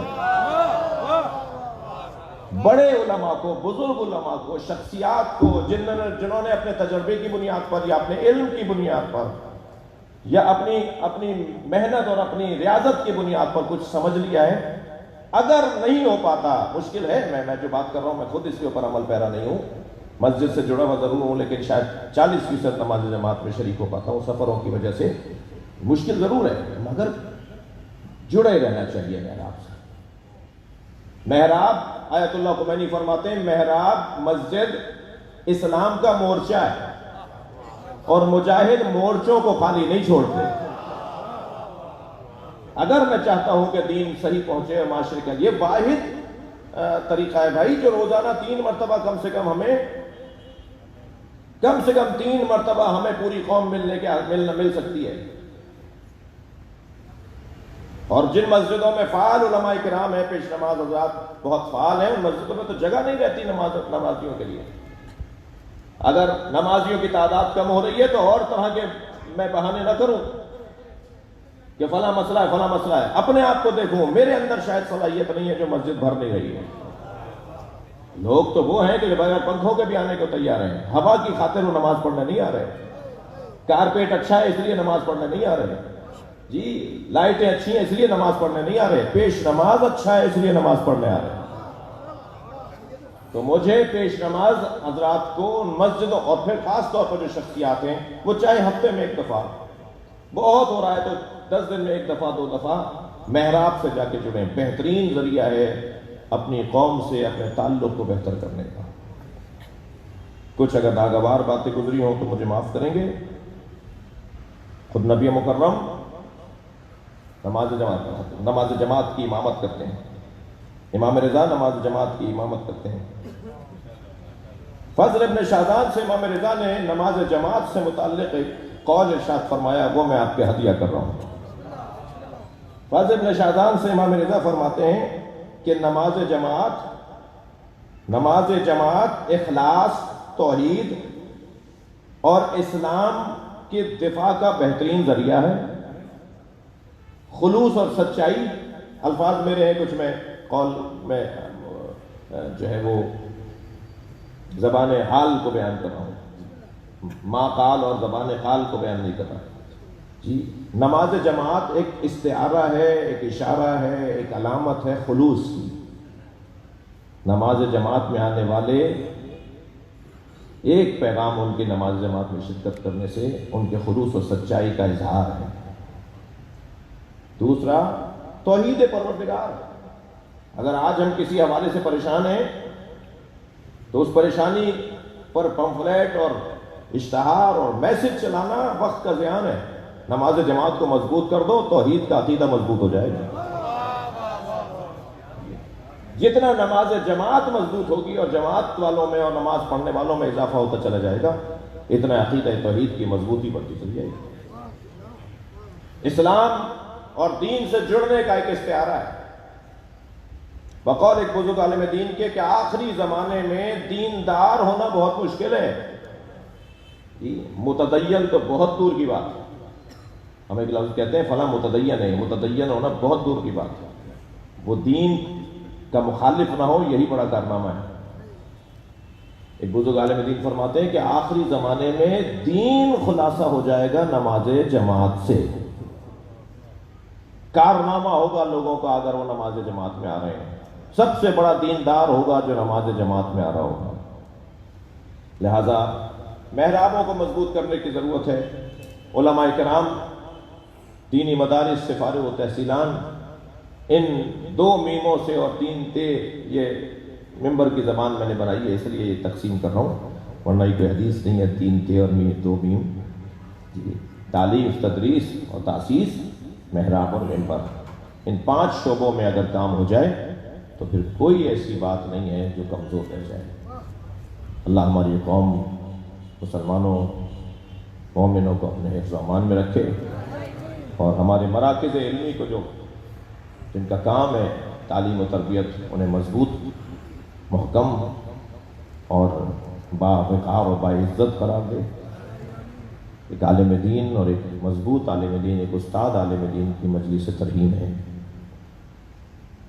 چلیے اپنے ذہنوں کو کچھ دیر کے لیے کربلا لے چلیے، جہاں لشکر حسینی میں فقیہ موجود تھے. شاید تاریخ لکھ دیتی کہ حسین کے ساتھ وہ لوگ آئے جو بنی ہاشم کی شجاعت کے معترف تھے. انہیں پتہ تھا کہ بنی ہاشم اگر کسی میدان میں اترتے ہیں تو اس میدان کو مار کر، میدان جیت کر باہر آتے ہیں. تو اس لیے حسین کے ساتھ یہ لوگ آ گئے تھے کہ انہیں دنیا چاہیے تھی. مگر میرے مولا حسین نے ایک تحریر کی صورت میں یہ تاریخ کو جواب دے دیا، میرے ساتھ دنیا دار نہیں تھے بلکہ دیندار تھے، اور دیندار بھی فقیہ قرآن تھے۔ مجھے اور آپ کو اگر آیت اللہ سیستانی، آیت اللہ خامنہ اجازہ اجتہاد دے دیں تو نہ معلوم ہمارا کیا حال ہو جائے۔ حسین ابن علی جسے اجازہ اجتہاد دے رہا ہو وہ ہے حضرت حبیب ابن مظاہر۔ یہ اجازہ اجتہادی تو ہے، یہ اجازہ فقاہتی تو ہے، اقرار سند دے رہے ہیں امام حسین رجل فقیہ حبیب ابن مظاہر۔ اے حبیب تمہیں ہماری نبی سے نسبت کا تو علم ہے، حبیب تمہیں ہماری نبی سے نسبت کا علم ہے، بس جان لو میں کربلا میں تنہا ہوں، دشمن نے مجھے گھیر لیا ہے، میرے گرد دشمن کا حلقہ بڑھتا جا رہا ہے۔ یہ کہہ کر امام حسین نے بس سلام لکھا اور اپنا نام لکھ دیا۔ قاصد پہنچا ہے حبیب کے دروازے پر، دروازے پہ دستک ہوئی، انہوں نے پوچھا کہ کون ہے دروازے پر؟ کہا کہ میں برید حسین، میں حسین کا قاصد ہوں۔ ہاتھ پیر پھول گئے۔ میرے اور آپ کے دروازے پر اگر معتبر ترین شخص کا کوئی پیغام لانے والا آ جائے، کیوں حسین نے یاد کیا ہے، کیوں حسین نے پیغام بھیجا ہے؟ دروازے پہ دوڑتے ہوئے گئے، امام کا خط اپنی آنکھوں سے لگایا، بوسہ دے کے گھر میں آئے، زوجہ سے کہنے لگے میں تمہیں طلاق دینا چاہتا ہوں۔ کہا کیا ہو گیا؟ ہم میں تو کوئی ناچاقی نہیں ہے، کیا مجھے حسین نے بلایا ہے اور حسین کے ساتھ جانے کا مطلب شہادت ہے، میں اپنی جان دینے کے لیے کربلا جا رہا ہوں۔ اجرکم علی اللہ۔ حالات نامساعد تھے، اپنے غلام سے کہا کہ گھوڑا لے کر فلاں جگہ جا کے کھڑا ہو جا، کچھ دیر میں پہنچوں گا، گھوڑے پہ بیٹھ کے حسین کی مدد کرنے جاؤں گا۔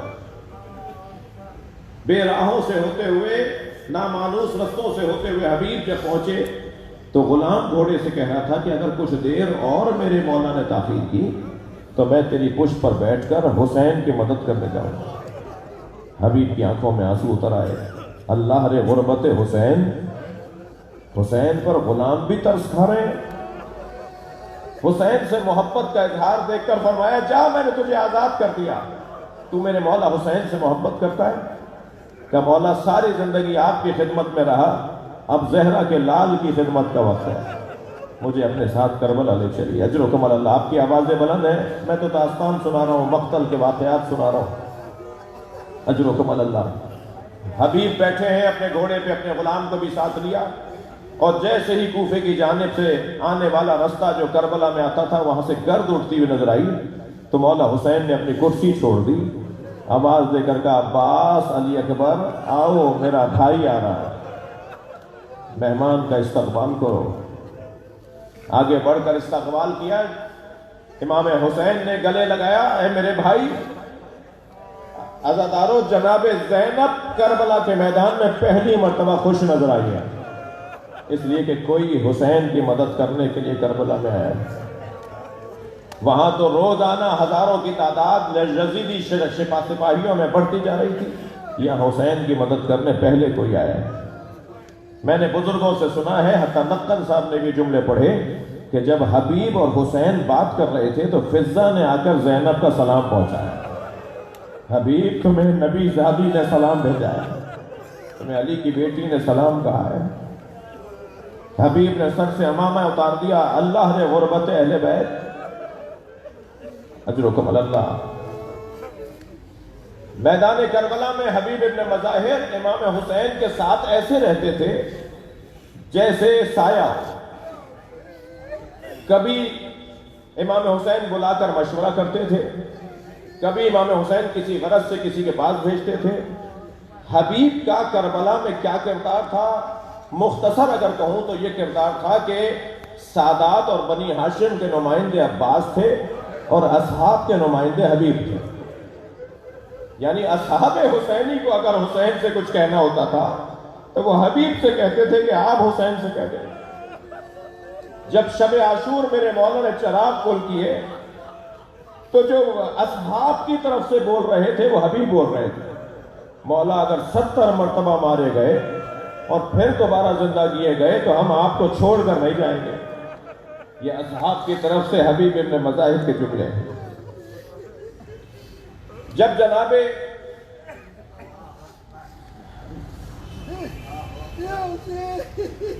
عابس کا بدن گرا، زخمی ہوئے حضرت عابس، شوذب عابس ایک نام ہے اصحاب امام حسین میں، عابس. جب وہ بدن ان کا گرے زمین پر زخموں سے چور ہو کر، تو ان کے بدن سے خون نکل رہا تھا اور محسوس ہو رہا تھا کہ کچھ ہی لمحوں میں عابس شہید ہو جائیں گے. تو کانپتی ہوئی آواز میں کہنے لگے حبیب کہاں ہے؟ امام نے فوراً آواز لگا